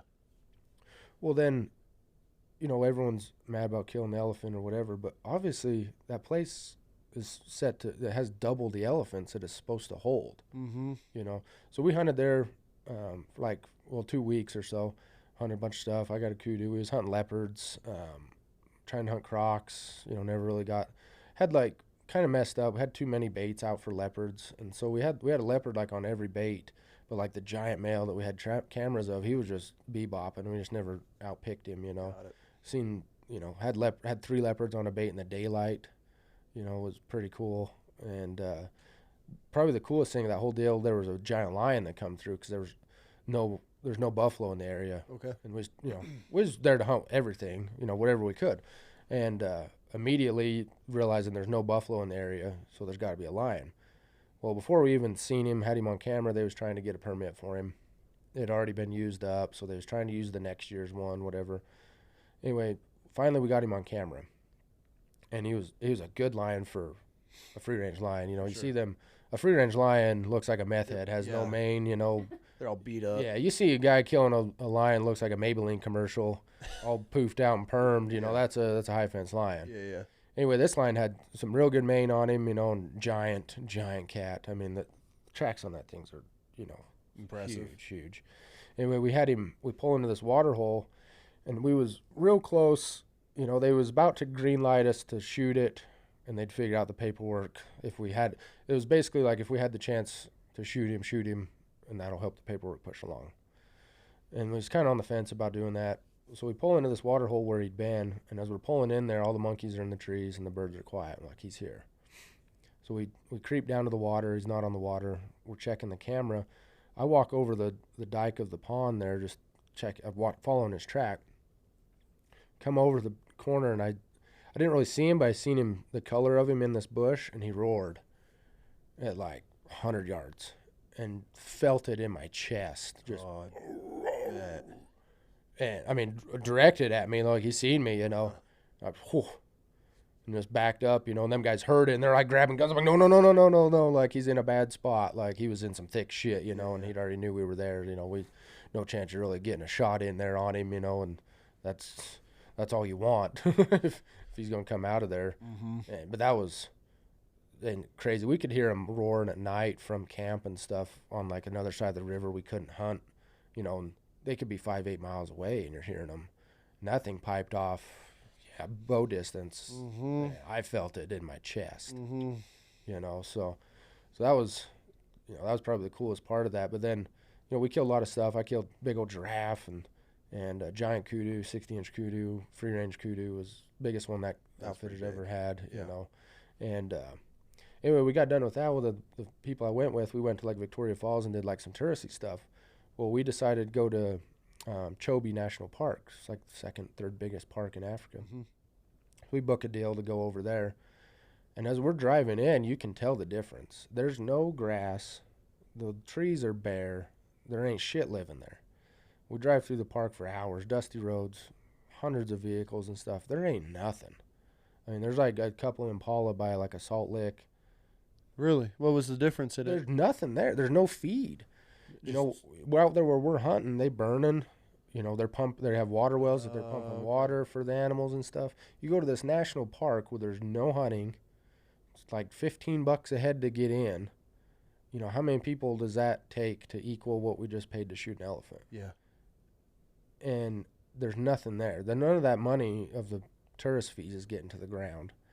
Driving through, I mean, it's like hard-packed red clay. Okay. There ain't no grass. Yeah. We drove around for like 4 or 5 hours in there and seen one elephant, big old bull, wandering around aimlessly. Like, I'm looking for tracks and stuff off the road. There's nothing. Really? Down we finally get over by like the river that's like the border of the park, and there's a bunch of buffalo in the river. And they live out in the river on like some grass islands and stuff. And there's a couple warthogs, a couple impalas, and that's it. It just shows you the difference where the money's spent. Oh, 100%. But then people are so naive to think, you know, I was talking to people the whole time. Like, I wasn't really wearing camo. I can't remember. I had, like, my bino harness on, you know. Yeah. People ask what's that. And so we tell them we're there hunting. And numerous times people get pissed right off. How dare you, you know, over here hunting? Then you explain it. And the couple guys I met in that park and was telling them, said, look at this. And then look at these videos from where I was just hunting. Look at the difference in the habitat. The animals, the numbers of animals, you know. Oh yeah. I mean, we're shooting something every day. Yeah. You know, whether he was being picky or whatever we happened upon, you know, you never know. One of them, you know, it's free range Zimbabwe, whatever you're going to come across, you know, and you kind of got to be ready to shoot kind of whatever you see, you know, if it's a good quality animal or whatever, like, you know, South Africa, you can like, oh, I want this, and for we'll sure go over here. And there's nothing against that either, you know, because that's the thing too. Not a lot of them animals, you know, there's no springbuck, there's no gemsbuck, there's no nothing like that up there.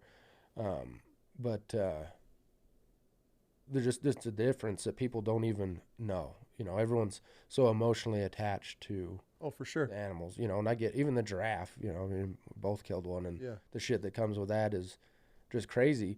But like my giraffe, they're crazy hard to hunt. Yeah. Like every time we'd see one, you know, they was either moving, and you can't see them. Their legs are below the leaves of the tree. The body mass is the leaves of the tree, and then there's just their little head peeking up half the time. That's if you got the clearance to be able to Yeah. look. Yeah. Yeah. If you're far enough away or close enough. It's you know. amazing. I watched one walk behind brush and it. Yeah. I mean, there's a giraffe gone. Yeah. And I have a video of it, and you can just see the neck sticking, and the whole animal's completely gone. And it's when they run, I mean, they look goofier than hell. They look like a 12-year-old kid in the growth spurt. Yeah. And they're quiet. They're hauling ass. Mm-hmm. I mean, they look like they're just, but they're moving. Yeah, the strides are big. And I really wanted a giraffe pretty bad going over there, and we put some miles tracking giraffes, you know, and trying to get a good bull, and then we got in on a good one, and the herd he was with, there was babies in there, and so basically, you know, you're not shooting one that's in a herd like that because obviously he's reproducing. Yep. You know, so you want to go after one that's in a herd that doesn't have babies with them, you know. Yeah. And so we finally found that one, and come to find that bull had killed like 3 giraffes like that month, you know, before we got there. Mm-hmm. So, you know, it's a great one to take, but then it's, you know, the emotional part of people getting pissy about it, and you don't understand like how many lives did we save and how many more giraffes are going to come because we got rid of that one. That's the biggest downfall with like the hunting community or just anything in general when it comes to the image of what anti-hunters and animal rights activists see versus what we see as a hunter. And granted, like I just watched a video this morning and it was like these dudes strapped tannerite to a pig and turned it out of a cage and shot it and blew it up. It's like, do we need to put that on the internet? Post it? Yeah. Do we have to post? Just because we do it doesn't mean you have to post it. Yeah. And so you have then you have that, right? That's what. And this dude, the page that's the only post it's made. It just got posted, 100,000 views immediately. So you know it's getting fed to all the wrong people. Yeah. And so then for guys that go and we hunt overseas or even here in the States, the amount of money that we spend as a hunter going to these concessions, going to these ranches or whatever it may be, this is where the anti-hunters and the animal rights activists that have no idea, like, the money that they're donating or whatever they're doing to help besides bitching and painting over things and whatever, their money's never going to actually helping these animals. It never touches, especially in foreign countries like Africa. It's so corrupt. Mm-hmm. But when you take a hunter and he's going to hunt a mature bull, the oldest, I mean, our goal is to take the most mature animal out of these herds, right? Which is spread its seed. It's usually on its way out. They're a problem animal, whatever it may be.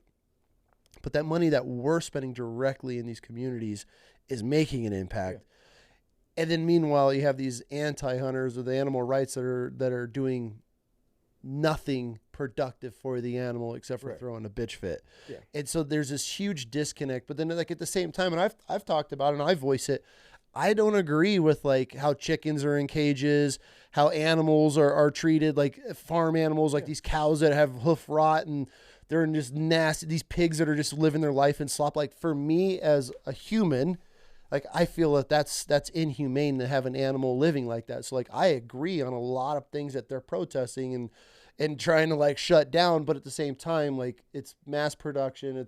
I think there could be better ways of doing it and treating animals. But the fact that they're so against going and hunting an animal, that's where I'm like, okay. Well, it's all lumped together.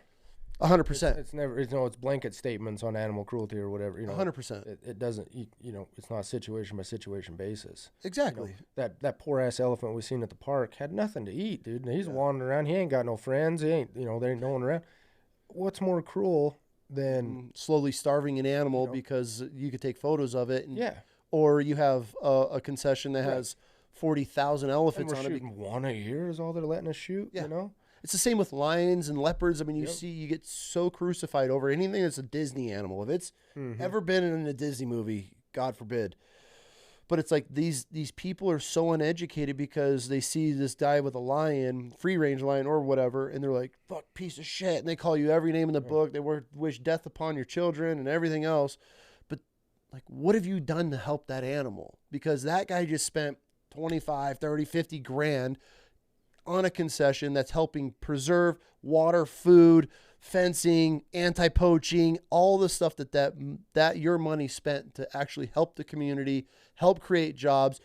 And a lot of the shit that we're killing, giraffes, buffalo, elephants, that's all going to these people that don't have a pot to piss in. So then it's like, okay, you're going to sit here and crucify trophy hunters, which have a bad rep because of idiots posting stupid shit and killing things inhumane way. But it's like, that's actually helping more for the animal, the community, the people that are living in and around it, than you protesting and holding some fur as whatever their little slogan is. And it's like pumping red paint on them. And the term trophy hunting has just got such a bad stigma around it. I mean, I'm a trophy hunter. Mm-hmm. I mean, I love the meat, stuff like that, but like certain things you go hunting, and where are you wrong? You almost have to defend yourself if that's what you're hunting for is a trophy. Yeah. Hunting's a sport. What sport out there does not keep track of score and there's winners and losers? Yeah. Or trophies. Yeah, or trophies. Yeah, everyone. Your trophy, cool. Shit, Florida just got another Stanley Cup. But the trophy hunting term has gone so far as immediately people say trophy hunting, and then it's like you're not eating the meat, you're not taking any part of the animal. Yep.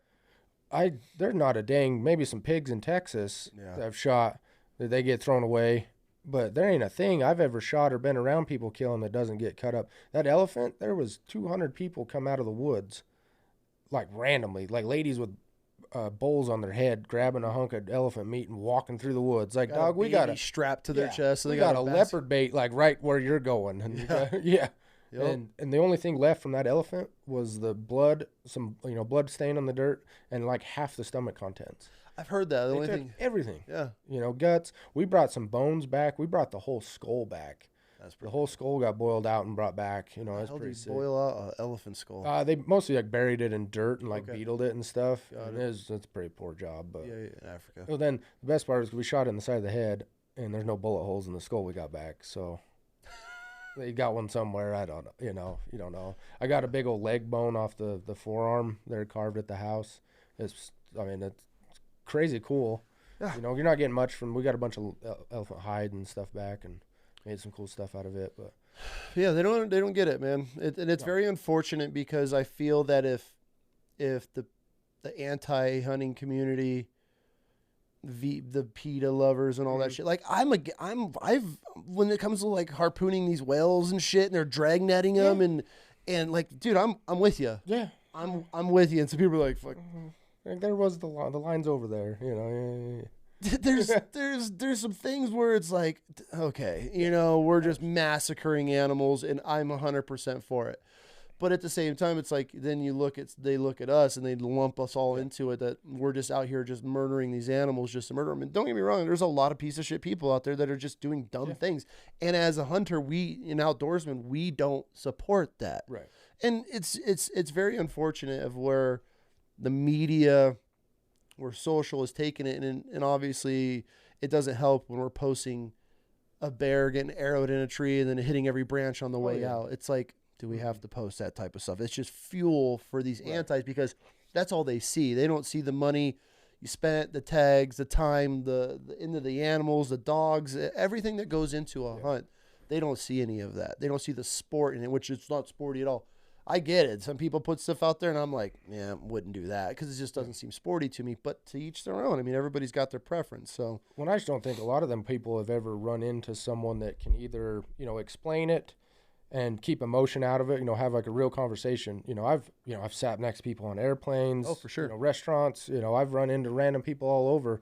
I don't wear camo much out in public and stuff. But it seems like people always ask, "What do you do?" Like, I do a lot of hunting. Yeah. And I feel like every time you have a real conversation with someone and you can, eloquently present some facts, and rebuttal some arguments without, too much emotion. I feel like most people I've ever talked to, you can swing them a good way and they understand it a lot more, especially if you can, I sat by a guy on a plane from like Salt Lake to Boston once and I was going through photos on my phone, and when he first sat down, I had something on. I can't, like a deer on my shirt or something. And he basically said, "Oh, this is going to be a long flight." I said, I'm not scared to, it's not a debate or nothing. We can, if you can have an adult conversation and keep your emotions out of it and present facts. And, I had pictures on my phone, was going through it. By the end of the time, he was talking about coming hunting, and telling him, what we do with, with kids or with the vets or new guys, that's some of my favorite stuff. For sure. Seeing them new kids hunting and learning that and popping piss bags in their face. taking bites of the heart because we told her sister did it. Yeah. By the way, I don't know if we ever told you. We told Keiki that you did it, no problem, and she. Oh, that's one of my favorite videos on the phone. I've showed people that all the time. I'm like, oh my god, are you serious? Oh, dude, this is savage, savage. You know. Yeah, that's a rite of passage here. Oh yeah. That was, I mean, like you said, some of my favorite hunts. Like that was one of my favorites. Seeing your daughter, how nervous she was, because we just went to shoot a doe. You know, that buck was down there and he was wounded and busted up. And I'm like, yeah, just shoot that one. She lost it. Oh, you know, dude, like, we were just talking about it the other day. She was telling one of her friends, and she went and got the shed because she had a little friend over. Yeah. So she goes and grabs the shed, like, this is one that I found, because they were like comparing it. And she's like, yeah, I missed a buck. Or she goes, they wanted me to shoot a buck, and I go, yeah, but you missed, and just ragging on her because she's a little turd, so she's always giving me shit anytime she can. And she's like, I was nervous, and it was in the bushes, and I'm like, you had a shot. But like that little core memory right there for her, for this little 10-year-old girl. I mean, that was I mean, the greatest, and she ends up shooting a doe, and and that's where I feel a lot of people lose track, especially with social media and where we're at now in these days, because everything's got to be this giant Boone and Crockett, whatever. Yeah. And I love to tell people, it's like when you're getting your kids out there, and you've been with both, my daughter shot her first elk with you, and then my youngest shot her first deer with you. I mean, dude, we've had some incredible times together, and those are some of the most incredible and memorable hunts for me. And I know you too, because we talk and we laugh, and I mean, dude, like setting the shed out there for her to go find. I mean, bro, like she's. We don't tell sis that. Yeah. And so, remember how like cool she was acting when she walked back? Like, she did. She thought that's cool. Yeah, she's like, what's that? And then we get in the truck. She's like, Dad, I'm like, why the hell you act like this? That's how she is, bro. It's so funny because she tries to act so stoic and hard. Yeah. I'm like, Kennedy, it's okay. And then, Dad, it's the biggest shit I've ever seen. And I'm like, why were you acting like this? Like, and then she picks it up like, yeah, cool, bro. It's okay. It's all right. Hashtag. It's not a brownie or anything, So, but like, people don't realize, like, just get your kids out there and have fun. Oh yeah. And stop chasing the inches at first. Even for guys, I mean, we've taken vets out for their first hunts and stuff, and it's just experiencing it and getting out there and just getting something on the ground, right? And I feel with social media, it's evolved us into everything's got to be this trophy 200-inch deer, 400-inch bull. Now, if you're out there and you're some seasoned guy and you're shooting little spikes just because you're like, oh, it's meat in the freezer, or you're shooting shit for your YouTube video, and that's where I have a hard time drawing it, because you're doing it for content. Yeah. And to me, I have a problem with that. But dude, if you're a beginner hunter, and I got buddies of mine that are getting out of the military now and getting into it, and they're like, what do you think of this deer? I'm like, have you ever shot one like that? No, burn it. Burn it down, dude. Yeah. Enjoy the time. You're with your son. Create a memory. Right. And it could be something as so simple as a doe or a cow elk that'll change someone's life. And I mean, dude, you and I have witnessed it so many different times, bringing kids and vets and my own kids out. And it's the greatest experience, man. Yeah. Just being able to get. Some of my favorite hunts that you talked about, I've been on some of the, highest end dollar hunts and biggest animals out there. And, that was great at the time, you know, and I've really had a lot of time to think the last couple of years, and, why you're doing what you're doing. I got to a point where shooting something, I just shot something cool, shoot a 200-inch deer. That was great. It's kind of what I'm expecting of myself to do. And, last couple of years, some of them guys that's hunting elk with me, I had like a 70-year-old man shot a 3-point raghorn bull at like 30 yards, died in sight. That guy lost it, crying, hugging me up and down. That's why you do it. Yep. Had a father and son hunting elk. They was in like each side of a bush, called raghorn bulls, just passed them. They both shot one. They died 70 yards apart out in the same meadow. Yeah. Stuff like that means so much more than a guy shooting a 400-inch elk, 250 deer. Yep. And cool. Drop $500,000 on it. Yeah. Like, and I know some of them guys, I've had guys kill stuff and they're excited about every damn thing they shoot, For sure. And, there definitely are some of them guys at that level that still are hunting to hunt, and not just checking a box, But the last couple of years, I've really noticed that I'm more of like a situational hunter.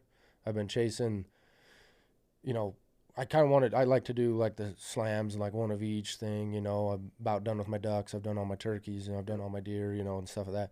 But like, I want like the situation, like I wanted a whitetail out of the tree. The drawed back match, stop him, whack, Yeah. got that, stuff like that. That starts to mean a lot more Yep.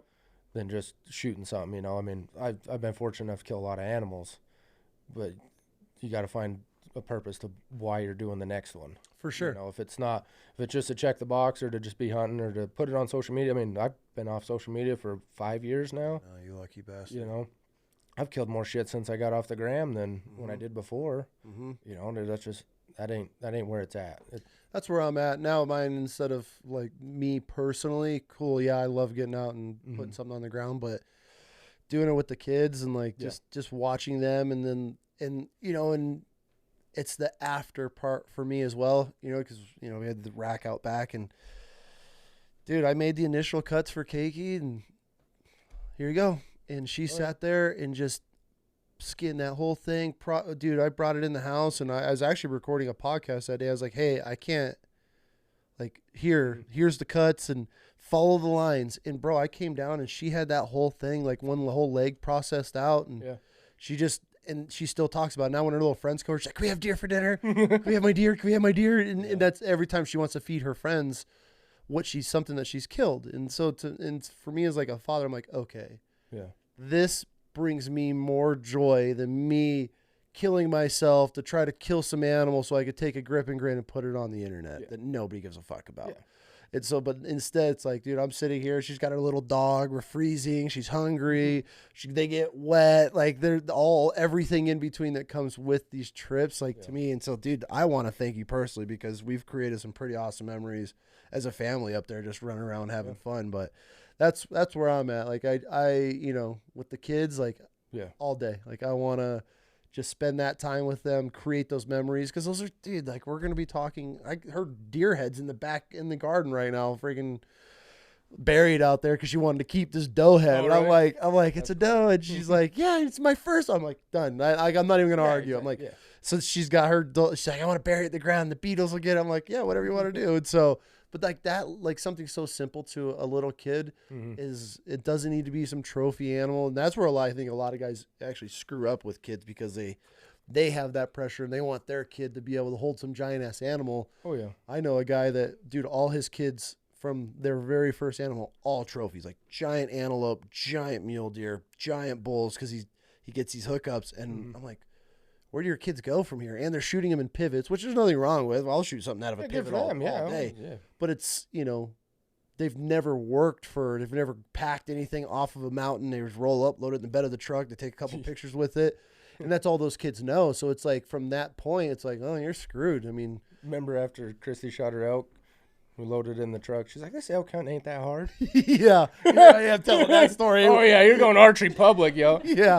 We're going archery public next. You'll see. Me and you back up to it and throw it in a hole in the back of the truck. Big old hole, In my defense for that one, though, dude, we've been on some hellacious hunts. That blacktail in Oregon with Rob and then her bear hunt. So we've earned them. And that's why I told her. You take the wins, You take the wins. It's 100%. It's not every day you're backing a truck up, loading a bull up. I was like, you take them where you get them. Hey, pack out challenge. Yeah. I'll take those all day. Take them where you can. I mean, that, like my moose last year, that was just as nasty as you could get. I forgot you shot a moose. Yeah, the Alaska moose. By myself. Dude. The fact you pack, how long did it take you to pack? It was 2 days. It was 2 days. 2 days of just packing. No, I mean, the whole hunt was as good as you could ask for, as far as ease, and went up there by myself, drove up there, glassed him up, snuck in 35 yards, shot him. He walked off and didn't act hit, and I knew that first shot was money, and I just kept giving him the arrows. I put like one in him at like 105. Jesus. And he, went down and got over there, and he wasn't quite dead yet and had a little too much spunk in him, give him another one. And when I was shooting him, I was noticing by that third, fourth arrow, I was like, I'm not even like shaking. And that's one of my moments that kind of hit me, that when he died, I had a stand pots breakdown. I mean, I was 30 minutes before I could try to get a picture. It was that was tough. And then it took me 7 hours to cut him up and get him in bags. 100 by myself, 100%. No one wanted to go with me. Fuck it, I'm going. And drug the bags a little ways from the carcass, you know. Right after I shot him, a bear come running by, and that's kind of what actually got him out of his bed. The moose, I think, winded that bear, and little puffball, like probably like a 2-year-old grizz come. Okay. And I watched him run for 5 miles. He was scared to death when he caught wind of me, you know. Oh yeah.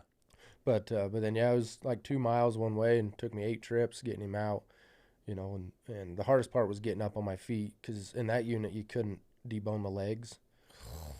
And so I got him out. When I got it back to Fairbanks, the front legs were 130 pounds apiece, you know. And luckily I'm bigger and can do that. And when I was walking back and forth, I mean, you know me, I'm not no fitness king and cardio day, but you know me, like that's we're here. That's what we're doing, you know. I mean, yeah, you're committed. That was ignorant. I mean, that was as ignorant as you get, you know. 2 miles up a mountain and back down and crossing a river at the bottom, you know, and that's Alaska. That's what you're there, you know. I couldn't have asked for. I mean, I shot him the first day I was there. Shot a 60-inch moose first day.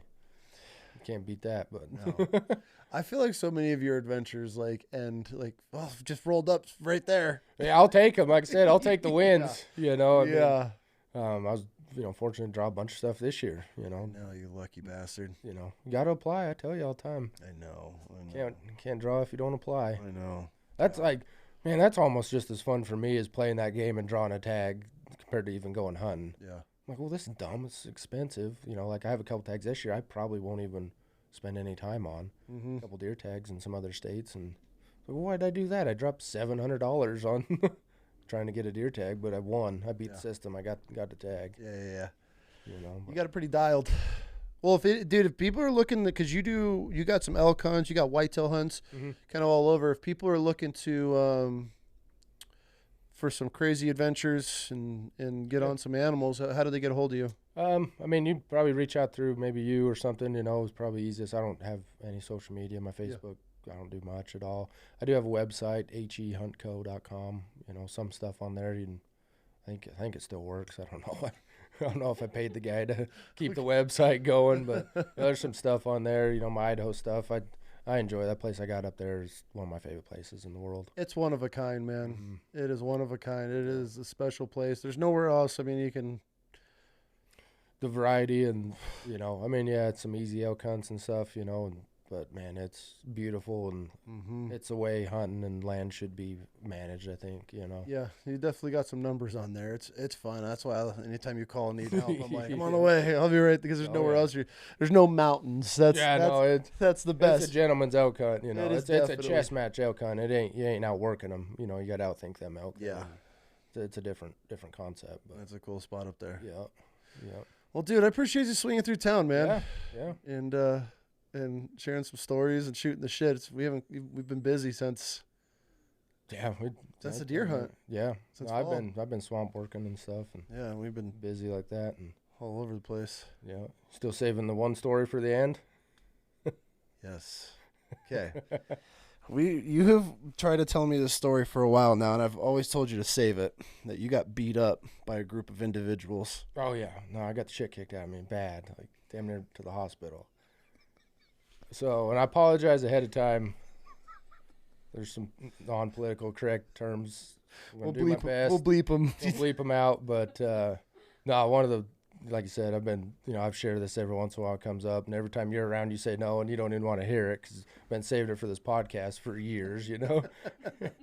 But no, so anyway, back when I was working the oil field, I lived in a camp trailer, bought a brand new camp trailer, you know, and just lived in it. You know, apartments were expensive, whatever, and lived in it. Well, rather than always showering, my little shower in the bathroom and stuff there, I'd go to the gym every morning after work, before and after work, work out.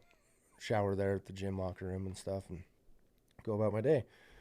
Well, one day it's a big old rec center, you know, tons of people, big old pool and a bunch of kids, and really shitty gym to work out if you're there just to lift or whatever. But anyway, there's a place down the street. There was a bunch of mentally handicapped guys that would come and play whatever there and stuff, you know, and they was always around, whatever, you know, not a big deal.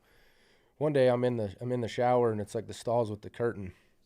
And I'm in there all lathered up because I'm showering, you know, like I'm getting ready there. Like, you know, people most showering in their swimming trunks, whatever, after the pool. I'm butt naked, showering, you know, getting ready for the day. I'm all lathered up, brushing my teeth, you know. and the shower curtain shing comes open. There's a big old pot-gutted guy looking at me, and I said, "Hey, hold on just a minute. I'm just you're in my shower." I said, "Hold on, and I get it, whatever. It's the one he uses, whatever." So I kind of shut the curtain. I'm deep lathered up, like mid shampoo. I get, and just whips it right back open. He's like, "You're in my shower."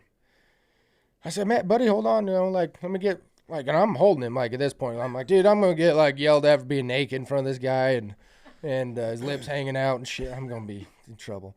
Anyway, is he naked? No, he's in his swimming trunks. A big old pot-gutted, okay. Down syndrome guy. And anyway, I'm trying to shower and holding him back. And he starts, swinging at me, just kind of bitch slapping. And I kind of push him. I'm like, God damn, and I'm naked, and he's stinging. And anyway, I kind of push him. He comes in just throwing windmills, and I took a couple, and just kind of reaction to one, just jab right in the lip, right to his back. Oh no, dude, I'm fuck. I mean, hit the ground, arms in the air on his back. So I'm about cleaned up, and I grab the towel and just throw it around me, and I get down on by him, holding his head up, so we don't choke on his tongue and shit. God, it was that bad? Oh, dude, I mean, arms straight, done, and he starts kind of twitching and shit, and I'm like, fuck, I'm yelling, help, and because they got little handler guys that kind of towed him around and care for him, and I'm like, where the fuck's these people? And right then I look up, and this other Down syndrome guy comes in. He's like, oh my God, you killed him. And I take a knee. I'm on my hands and knees, over this guy, and I take a knee right to the forehead from this guy. Just boom, just comes on a run and just flying knees, man. No. And I mean, rocks me. And about then, I'm kind of on my hands and knees, coming to my hands and knees. And I all I really remember was, and there's 3 of them that ended up coming after they start screaming. He's like, you killed Billy or whatever. And I remember I'm on my hands and knees, and this guy's on my back, and he's pushing down like this. I'm trying to get up, and God, them little bastards are strong. And I kind of fight to my feet, and by this time my towels fell off, and I'm taking shots. And I'm hollering, help, help, and I'm, the flying monkeys in Wizard of Oz tearing that scarecrow car? This is POV. And I'm hurting. I mean, I could feel it's hurting. I mean, I'm losing it. I took a couple to the face and took a couple. At one point I was down on my belly and took a couple stomps, and there's 5, 6 of them. And finally I just and they're all handicapped. All Down syndrome, big old tough sons of bitches. And I come up, and finally I'm it's over, and I just start whacking. And I got a couple of them down, and I mean, I'm backing up, and I'm butt ass naked and backing into more of the locker room, and I got knocked down again hard. And there's a wooden bench, and I finally get up on it, and at this point it's survival, And I'm still hollering help, and I come to and just started whacking.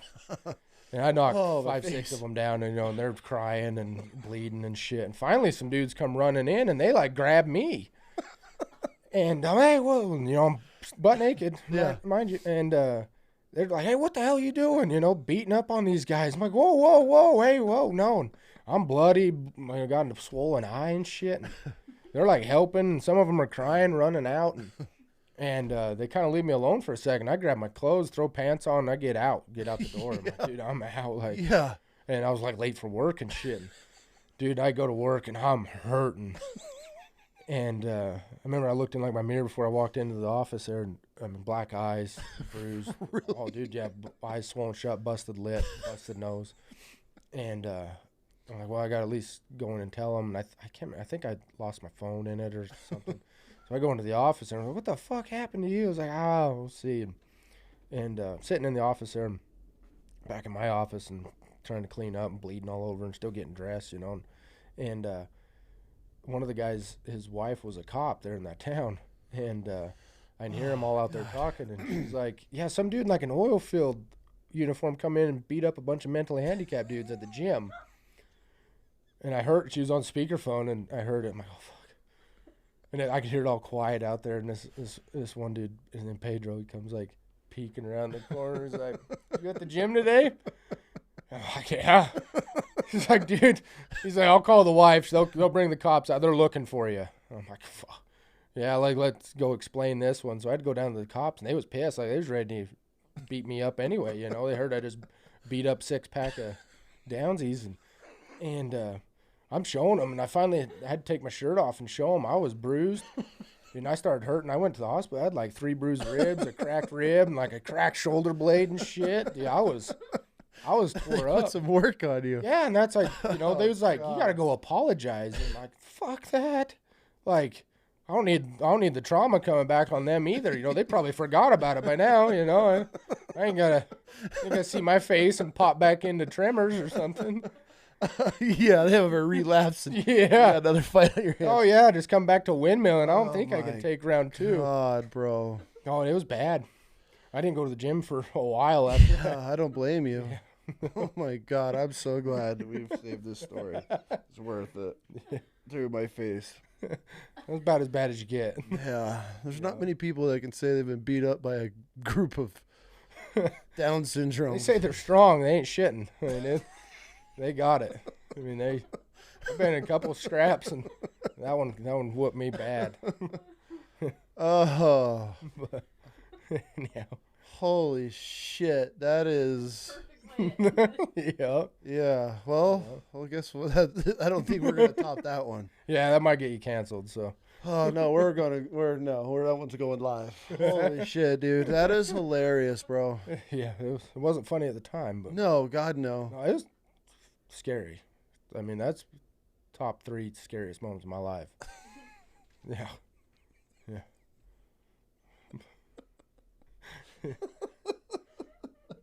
Holy shit, dude. That is comedy. Yeah. Good for you, bro. We'll have to do it again. There's plenty more to go around. Shit. How long we been on? 2.5 hours. It goes quick, man. Oh, yeah.